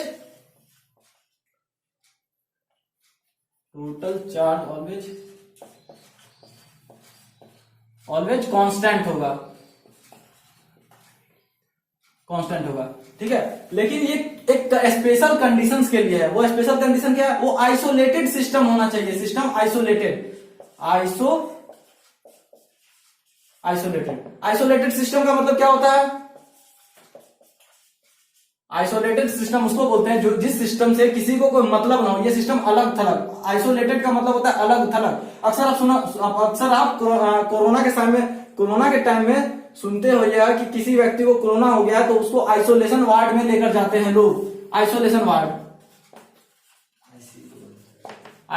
वार्ड में लेकर जाते हैं। आइसोलेशन वार्ड में क्यों, क्योंकि उस पेशेंट को किसी दूसरे पेशेंट से अलग रखा जाता था, मतलब कि उसको उस दुनिया से काट दिया जाता था, उसको एक रूम में बंद कर दिया जाता था, जिसको उस रूम को दूसरे रूम से कोई मतलब नहीं होता था। आइसोलेशन का मतलब भी वही होता है कि एकदम अलग थलग सिस्टम है, उसको दूसरे सिस्टम से कोई मतलब नहीं है, इस पर क्या प्रभाव पड़ रहा है, इसके अंदर क्या हो रहा है, इसको दूसरे से कोई मतलब नहीं है। अब हम एग्जांपल देखते हैं आइसोलेटेड सिस्टम का, ठीक है, कि कैसे हम कह सकते हैं एनर्जी ना ही बन सकता है ना ही डिस्ट्रॉय हो सकता है, उसी तरह चार्ज भी नहीं बन सकता है ना ही डिस्ट्रॉय हो सकता है। कैसे, चलिए देखते हैं। एक सिस्टम लेते हैं, एक सिस्टम है ये जिसके पास मान लीजिए कि ये 5 रूम है, एक सिस्टम के अंदर में 5 रूम है, इसके पास 3 चार्ज है, ठीक है, इसके पास 5 इलेक्ट्रॉन्स है, ठीक है, इसके पास 6 इलेक्ट्रॉन्स है, ठीक है, इसके पास 10 प्रोटॉन्स है, ठीक है, इसके पास फिर से एक नेगेटिव चार्ज है, कितना, एक ही नेगेटिव चार्ज है। अब अगर हम इसको अगर इस बॉडी को अगर हम हिला देते हैं जोर से, ठीक है, इस बॉडीज में टोटल इलेक्ट्रॉन्स कितने हैं वो देख लीजिए आप। 6 इलेक्ट्रॉन्स यहाँ है, 6 5 11 इलेक्ट्रॉन, 11 1 12 इलेक्ट्रॉन, टोटल 12 इलेक्ट्रॉन्स है इस बॉडी में नेगेटिव। पॉजिटिव प्रोटॉन कितना है, 10 3 13, इसमें 13 प्रोटॉन्स है, ठीक है। अब हम देखते हैं कि मान लीजिए इस बॉडी को हम हिला देते हैं और हिलाने के बाद ये एक दूसरे के पास जाता है या शेयर करता है, कुछ भी करता है, एक दूसरे के पास ट्रांसफर होता है, तो रिजल्टेंट अंत में हमारा रिजल्टेंट हमारे पास -12 इलेक्ट्रॉन होंगे और 13 प्रोटॉन्स होंगे हमारे पास। कैसे देखते हैं, मान लीजिए कि ये सब आपस में घुल मिल गया, तो अगर इस बॉडी पर आ जाता है, एक बॉडी यहाँ पर है, उसके पास आ जाता है 10 इलेक्ट्रॉन आ जाता है, 10 इलेक्ट्रॉन आ जाता है। एक बॉडी, दूसरा बॉडी है, उस पर 5 इलेक्ट्रॉन आ जाता है, और तीसरा बॉडी है उस पर मान लीजिए कि 4 प्रोटॉन्स आ जाता है। 5वां बॉडी है उस पर 3 प्रोटॉन आ जाता है, 3 प्रोटॉन आ जाता है। ये चौथा बॉडी पे 3 प्रोटॉन आता है। 5वां बॉडी पे कितना क्या होगा, तो आप देख लीजिए, इसका सम करके देख लेते हैं, सम करके हम देख लेते हैं, ठीक है।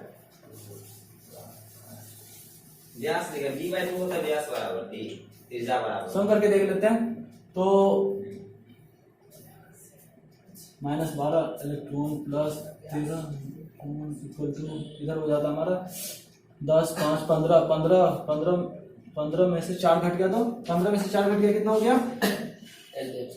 10 5 15 -15 इलेक्ट्रॉन, और इधर 3 7 प्लस 7 प्रोटॉन्स प्लस वाट, तो यहाँ पर हो जाएगा माइनस में, तो d होगा, यहाँ पर हो जाएगा प्लस इलेक्ट्रॉन इस साइड रह जाएगा, 7 3 10 जो किया है ना, 5 3 8 -8 इलेक्ट्रॉन इधर रहेगा, प्लस वाट हो जाएगा, और प्लस इधर, और ये माइनस इधर आ जाएगा, हो जाएगा plus electron equal to what, means what equal to हो जाएगा पॉजिटिव। तो यहाँ पर इस बॉडी पर प्रोटॉन्स होंगे कितने, +9 इलेक्ट्रॉन, ठीक है। तो इस तरह से हम बॉडी को बैलेंस करके चेक कर सकते हैं कि अगर आइसोलेटेड सिस्टम है और अगर आइसोलेटेड सिस्टम है तो उसमें जो टोटल चार्ज होगा वो कांस्टेंट होगा, ठीक है। ये कंजर्वेशन ऑफ चार्ज का डेफिनेशन है, या ये कंजर्वेशन ऑफ चार्ज का थ्योरी है।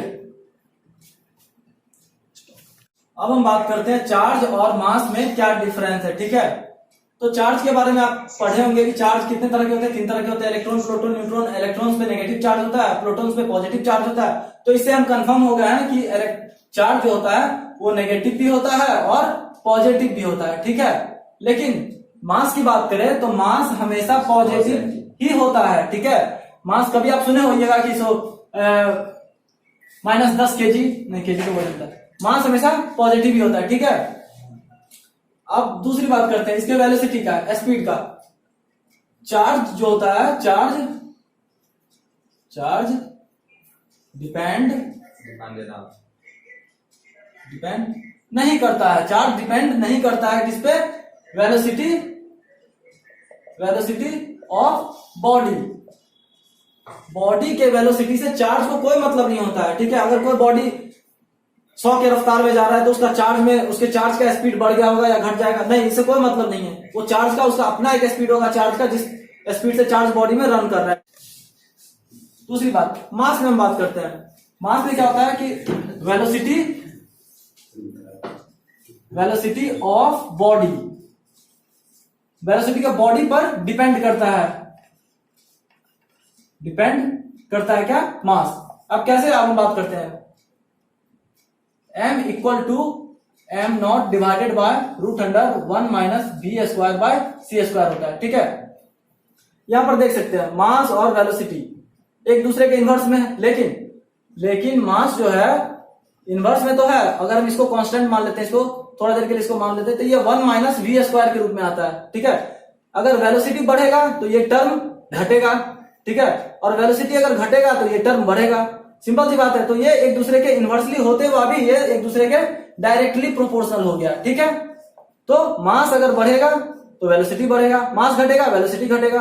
तो इससे हम कह सकते हैं कि मास जो होता है वेलोसिटी पे डिपेंड करता है। वेलोसिटी ऑफ बॉडी किसी वस्तु के स्पीड पर डिपेंड करता है, उसका मास क्या होगा, ठीक है। अब हम तीसरा बात करते हैं।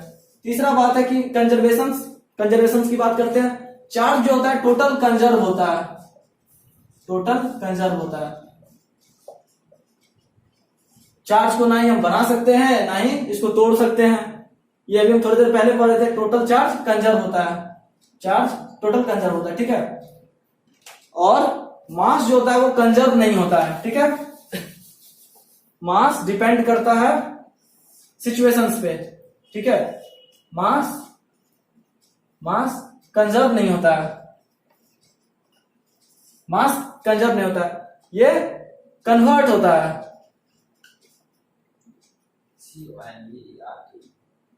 ये कन्वर्ट होता है किसमें, एनर्जी में। मास जो है कंजर्व नहीं होता, ये सिर्फ कन्वर्ट होता है एनर्जी में, ठीक है। अब चौथा बात हम करते हैं फोर्स का। तो चार्ज में फोर्स आप सुने होइएगा कि इलेक्ट्रॉन्स को दूर भगाता है, इलेक्ट्रॉन्स प्रोटॉन्स को नजदीक लाता है, मतलब अट्रैक्ट होने का कोशिश करता है। प्रोटॉन को एक दूसरे से दूर रखता है, प्रोटॉन इलेक्ट्रॉन्स के साथ अट्रैक्ट होता है। तो हम इसे कह सकते हैं कि इसमें जो फोर्स होता है, फोर्स वो अट्रैक्टिव भी होता है, और रिपल्सिव भी होता है, लेकिन इसमें मास पर हमेशा ग्रेविटेशनल फोर्स लगता है, ये याद रखिएगा। ग्रेविटेशनल फोर्स लगता है और वो फोर्स हमेशा अट्रैक्टिव होता है, ठीक है। कूलम्स लॉ क्या कहता है, पहले कूलम्स लॉ का ना फॉर्मूला हम देख लेते हैं, उसके बाद हम आगे कुछ बात करेंगे, ठीक है। कूलम्स लॉ कहता है कि force equal to K Q1 Q2 divided by R square, ठीक है। अब हम पहले इसका फॉर्मूला की बात कर लेते हैं। ये फोर्स बताता है, फोर्स जो है डायरेक्टली प्रोपोर्शनल होता है Q1 के, Q2 के, ठीक है, इसके प्रोडक्ट के, ठीक है। Force directly proportional to Q1 Q2 and force inversely proportional to distance between these two charge particle. इन दोनों चार्ज पार्टिकल के बीच में जो डिस्टेंस होता है उसका इनवर्सली प्रोपोर्शनल होता है। इस दोनों को मिला करके फॉर्मूला बनाया गया F directly proportional to Q1 into Q2 divided by R square. और ये प्रोपोर्शनलिटी साइन हटाने के लिए यहां पर एक K जोड़ दिया गया, कांस्टेंट, ठीक है। इस K को बोलते हैं हम electrostatics force constant.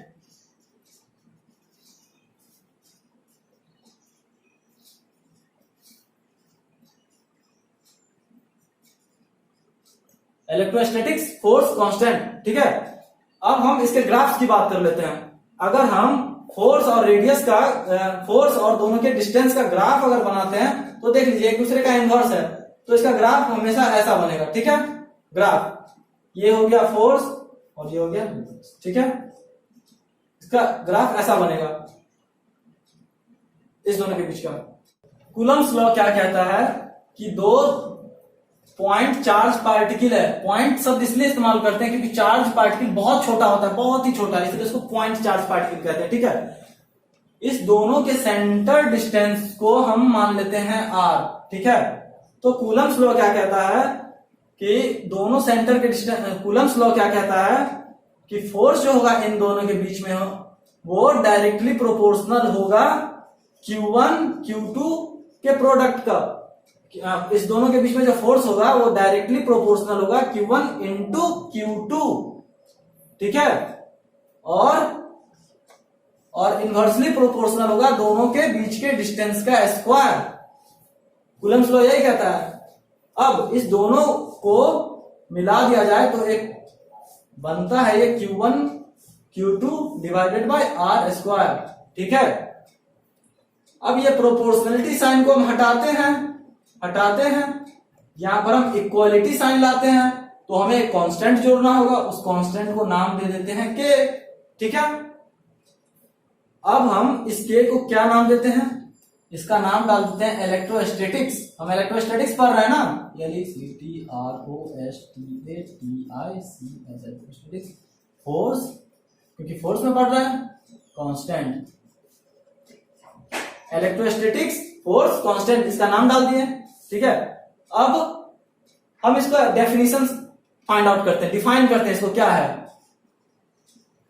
Define. Coulomb's law क्या करता है? Force of interaction between two charge particle, इस दो चार्ज पार्टिकल के बीच में जो फोर्स है, force of interaction, force of interaction between these two charge particle,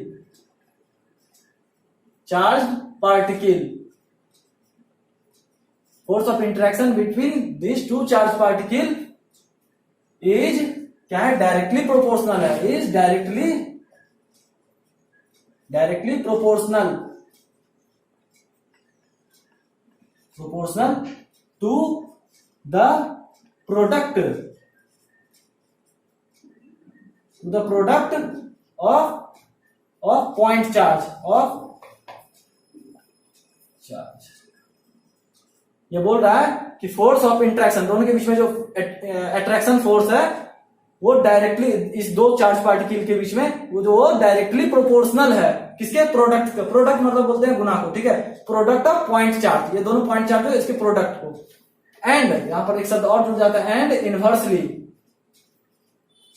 inversely proportional है, ये प्रोपोर्शनल साइन लिख देते हैं या प्रोपोर्शनल लिख लीजिए आप खुद से, प्रोपोर्शनल टू द डिस्टेंस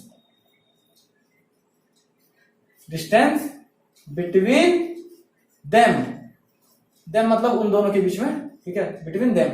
ये इसका डेफिनेशन हो गया। अब फोर्स को हम क्या लिखते हैं? के Q1 Q2 divided by R square, ठीक है। और हम के को एक दूसरे फॉर्म में लिख सकते हैं, हमारे जो साइंटिस्ट लोग हैं उन्होंने लिखा है इसको दूसरे फॉर्म में 4 pi epsilon not. Epsilon not का मतलब होता है कि फ्री स्पेस। जब भी हम किसी चीज का वैल्यू फ्री स्पेस या वैक्यूम, इसको बोल लीजिए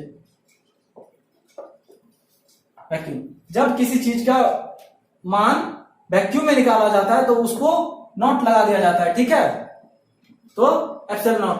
और यहाँ पर नॉट स्पेशली एयर में है, ठीक है, यहाँ पर नॉट का मतलब हो जाता है एयर का वैल्यू बता रहा है ये, ठीक है। तो हम के की जगह इसको लिख सकते हैं, चलिए लिख के देखते हैं कैसे होता है।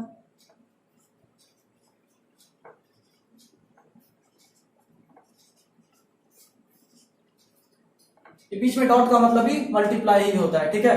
ऐसे ये हो जाता है हमारा दूसरा फॉर्मूला। ये इसको हम ऐसे लिख सकते हैं Q1 Q2 square,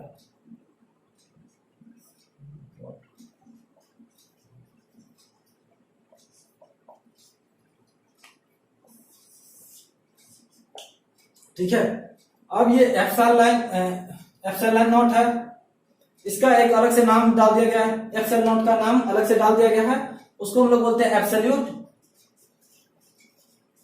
absolute electricity permittivity.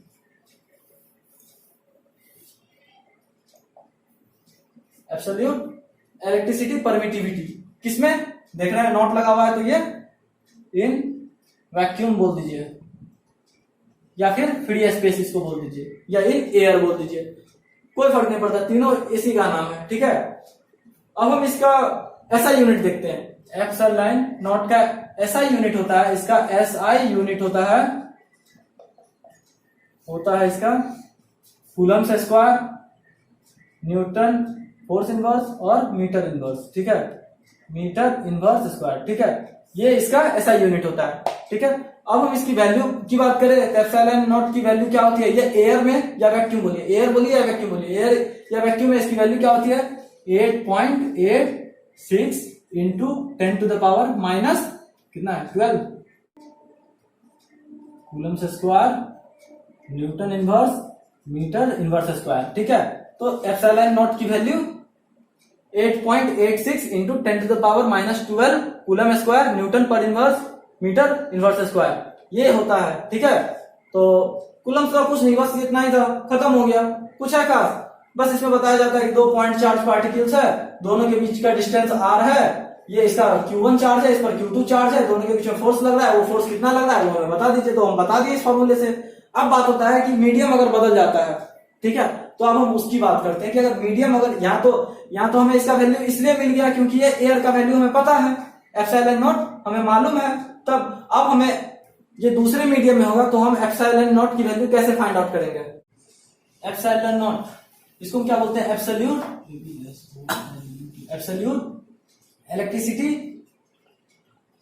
Electricity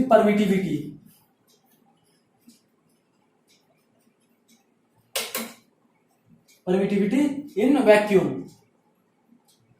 और एप्सिलॉन m लिखते हैं तो इसको हम क्या लिख सकते हैं? Absolute electricity permittivity in medium. अब फोर्स क्या होगा? फोर्स देखते हैं, फोर्स इक्वल टू हो जाएगा 1/4 पाई एप्सिलॉन नॉट। अभी हम फ्री स्पेस में फोर्स देख रहे हैं, ठीक है, Q1 Q2 by R square. ठीक है, अब मीडियम में अगर हम फोर्स को देखते हैं तो क्या लिखेंगे इसको? 1/4 pi epsilon medium Q1 Q2 by R square. ठीक है, ये पहला इक्वेशन इसको मान लेते हैं, इसको दूसरा इक्वेशन मान लेते हैं। ठीक है, अब हम दोनों को डिवाइड करते हैं तो क्या आता है? ये सब कुछ कट जाएगा, Q1 Q2 सब कुछ कट जाएगा, सिर्फ बचेगा ये अलग अलग टर्म ये है, तो ये दोनों बचेगा। अब करके देख लीजिएगा, ये बचेगा और ये जो बचता है इसको हम बोलते हैं एप्सिलॉन नॉट, एप्सिलॉन रिलेटिविटी। ठीक है, इसको हम नाम दे दिए एप्सिलॉन रिलेटिविटी, या इसका दूसरा नाम है डाइलेक्ट्रिक कांस्टेंट।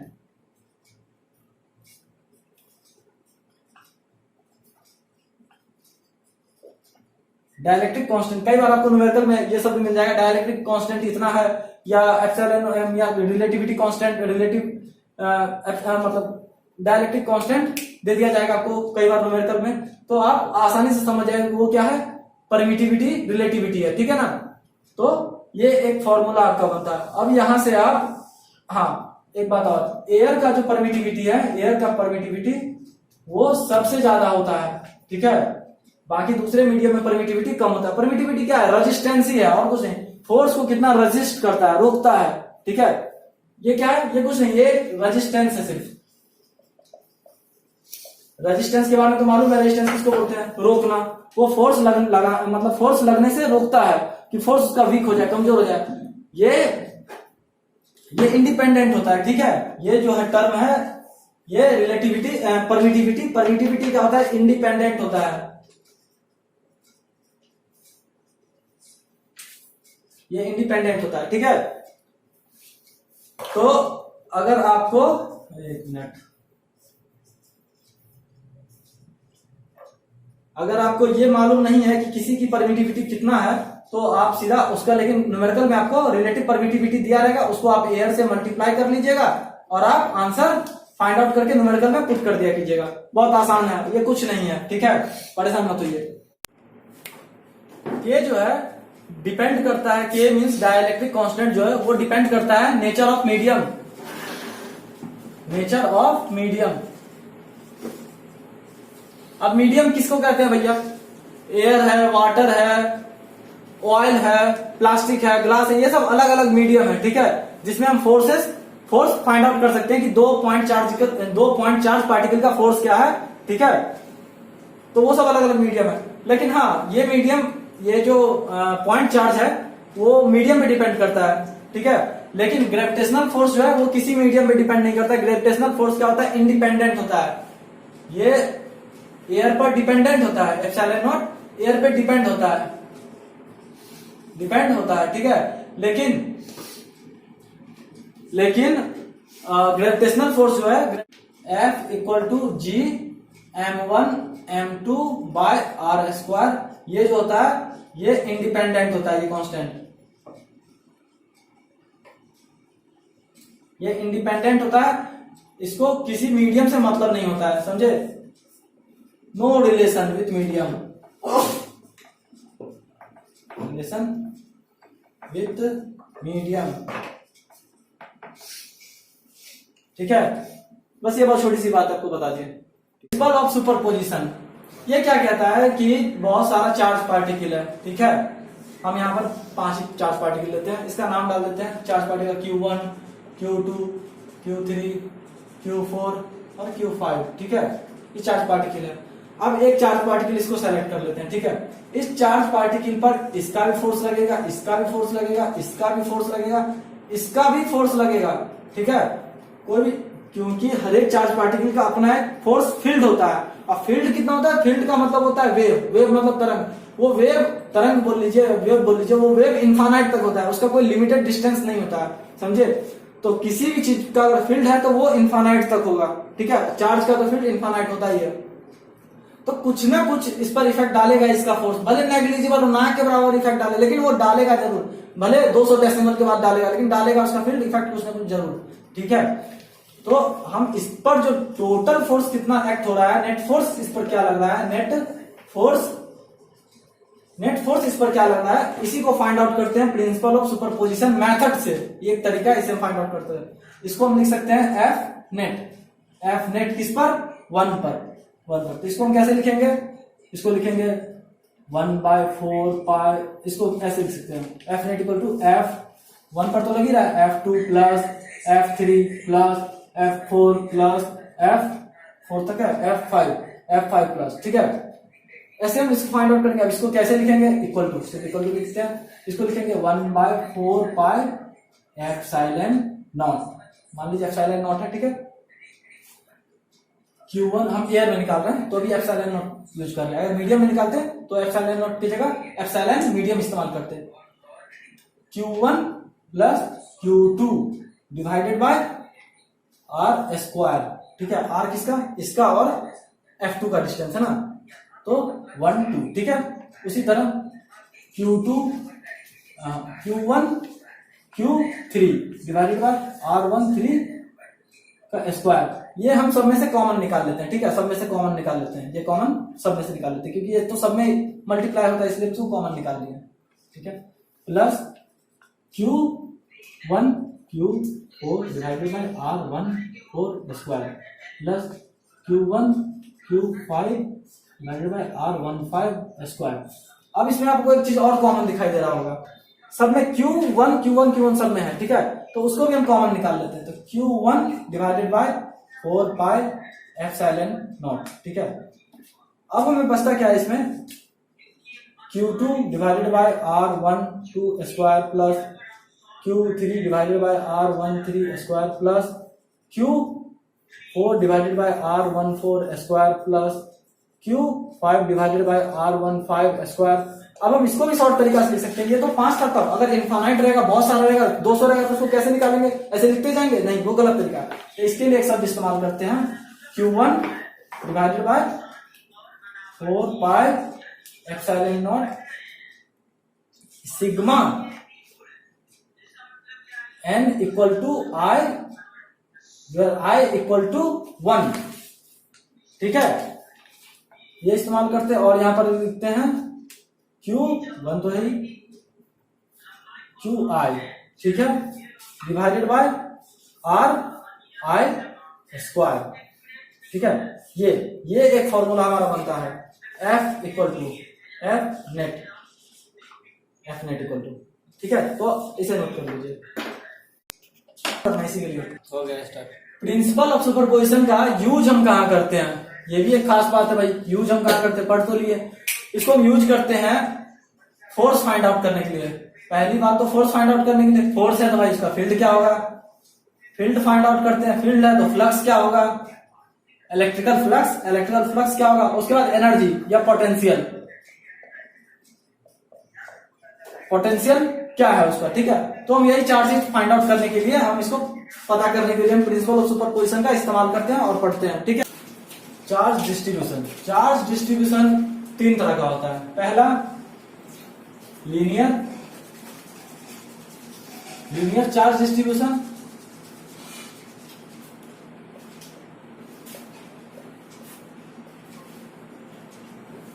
दूसरा होता है लीनियर चार्ज डिस्ट्रीब्यूशन को हम डिनोट करते हैं लैम्डा से, ठीक है। दूसरा होता है सरफेस चार्ज डिस्ट्रीब्यूशन, इसको हम डिनोट करते हैं सिग्मा से, ठीक है।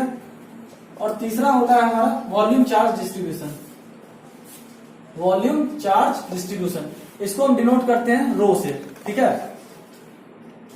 अब लीनियर चार्ज डिस्ट्रीब्यूशन पे चलते हैं। तो ये क्या है कि एक लाइन है, पतली सी लाइन है, उसका एक स्मॉल एरिया उठा लीजिए, बहुत स्मॉल एरिया उसका उठा लीजिए, इसको हम मान लेते हैं dl, बहुत स्मॉल एरिया उठा लिए, ठीक है। इस पर जो चार्ज है वो q है, ठीक है। तो इसको हम कैसे लिखेंगे, इसको हम लिखेंगे lambda small linear charge distribution कितना है, तो टोटल चार्ज कितना है इसका q, और इसका कितने एरिया पे है, बहुत छोटे से एरिया पे, तो इसको हम ऐसे लिखेंगे dl।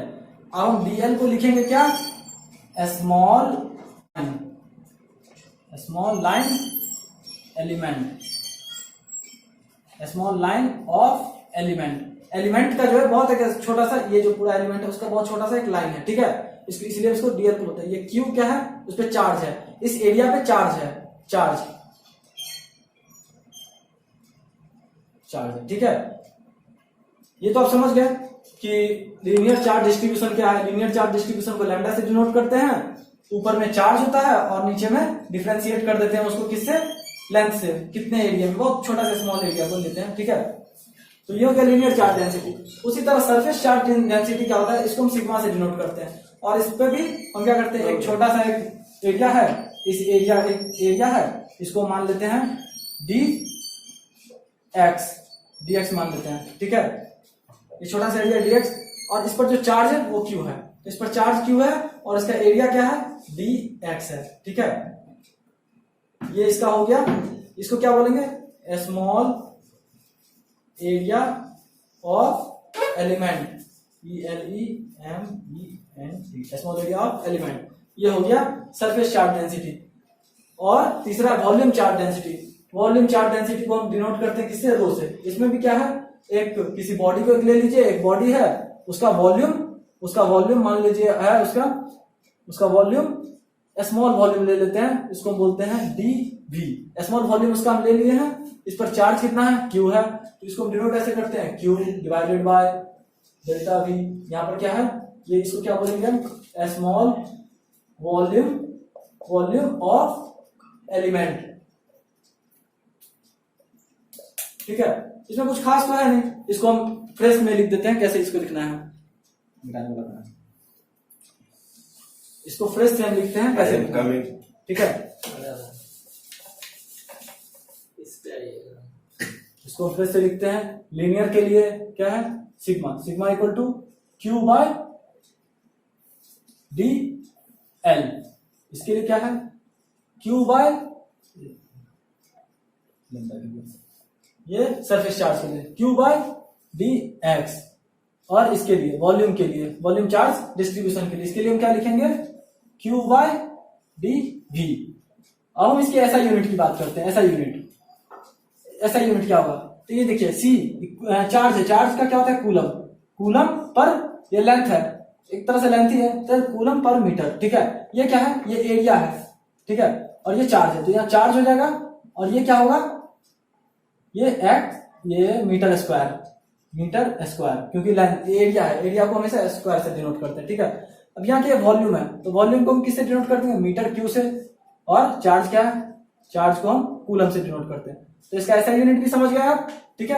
अब हम बात करते हैं इसके फोर्स की। अब इसका फोर्स कैसे लगता है देख लेते हैं।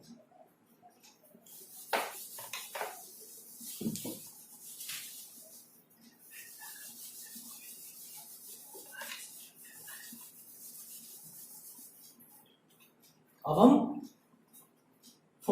इसका फोर्स कैसे लगता है, फोर्स का फॉर्मूला क्या है,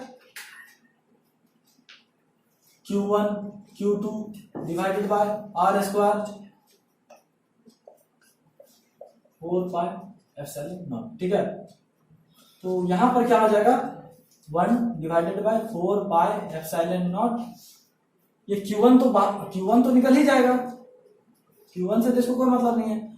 अब Q2 यहाँ Q, ये Q2 हो गया, ये Q2 है, तो इसको कैसे लिख सकते हैं, इसको हम लिख सकते हैं Q बराबर लैम्डा dl। ठीक है। इसको कैसे लिख सकते हैं, Q बराबर म्यू डी एक्स। इसको कैसे लिख सकते हैं, Q बराबर रो डी वी, ऐसे लिख सकते हैं, ठीक है। तो हम यहां पर Q के जगह हम क्या पुट कर सकते हैं, ये तीनों को पुट कर सकते हैं, ठीक है। लेकिन चार्ज डिस्ट्रीब्यूशन में हमें ऑल ओवर निकालना है, ठीक है। ये रुकना,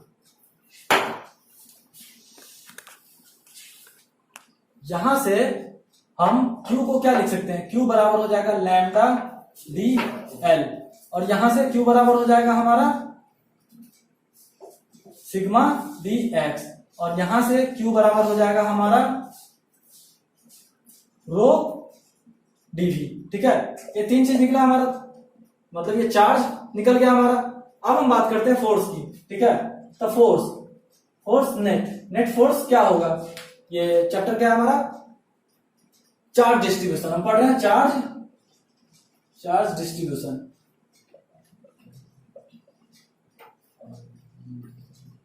चार्ज डिस्ट्रीब्यूशन, ये समझ गया। अब हम फोर्स की बात कर रहे हैं, तो फोर्स का फॉर्मूला क्या होता है, 1/4 पाई एप्सिलॉन नॉट, अगर मीडियम है तो मीडियम के लिए, और यहां पर आ जाता है Q1 into Q2 divided by R square. तो Q1 तो हमारे पास है, Q2 ये है हमारा, तो Q2 हम इसे यहाँ पे राइट कर देते हैं। ये किसके लिए है, ये है हमारा लीनियर चार्ज डेंसिटी के लिए, लीनियर चार्ज डिस्ट्रीब्यूशन के लिए, ठीक है। तो Q1 ये हो जाता है 4 पाई एप्सिलॉन नॉट, और Q2 के जगह हम यहाँ पे पुट कर देंगे Q divided by R square. Q के जगह हम लिख सकते हैं लैम्डा डी एल, ठीक है। लैम्डा डी एल लिख दिए, लेकिन ये हमें ये तो हमारा एक स्मॉल एलिमेंट्री एरिया के लिए है, ये चार्ज स्मॉल एलिमेंट्री के लिए, small area, small line of element के लिए है, एलिमेंट के लिए। ये लाइन के इस एरिया पर कितना फोर्स लग रहा है, हमें पूरे पर फोर्स निकालना है ना, इस लाइन के पूरे पर फोर्स कितना है, तो पूरे पर फोर्स निकालने के लिए हमें क्या करना होगा, Q1/4 पाई एप्सिलॉन नॉट, और इंटीग्रेट कर देंगे कहां से, 0 से L तक इंटीग्रेट कर देंगे इसको pi D L divided by R square, समझे। तो हमारा फॉर्मूला बन जाता है फोर्स का, ये फोर्स बराबर, ये किसमें लीनियर चार्ज डिस्ट्रीब्यूशन का है, ये लीनियर चार्ज डिस्ट्रीब्यूशन। उसी तरह हम कर लेंगे सरफेस चार्ज डिस्ट्रीब्यूशन का, और उसी तरह फोर्स हम निकाल लेंगे वॉल्यूम चार्ज डिस्ट्रीब्यूशन का। तो चलिए वो भी हम निकाल कर दिखाते हैं आपको।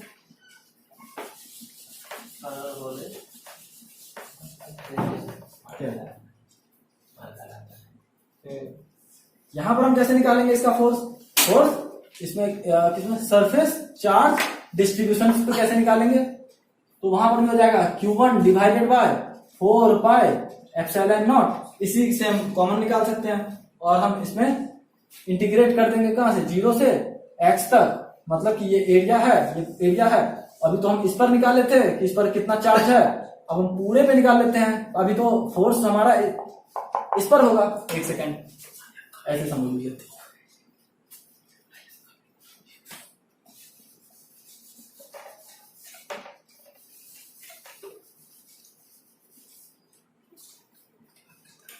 अब हम फोर्स फाइंड आउट करते हैं, surface charge distribution force find out करते हैं किस पे, सरफेस पे।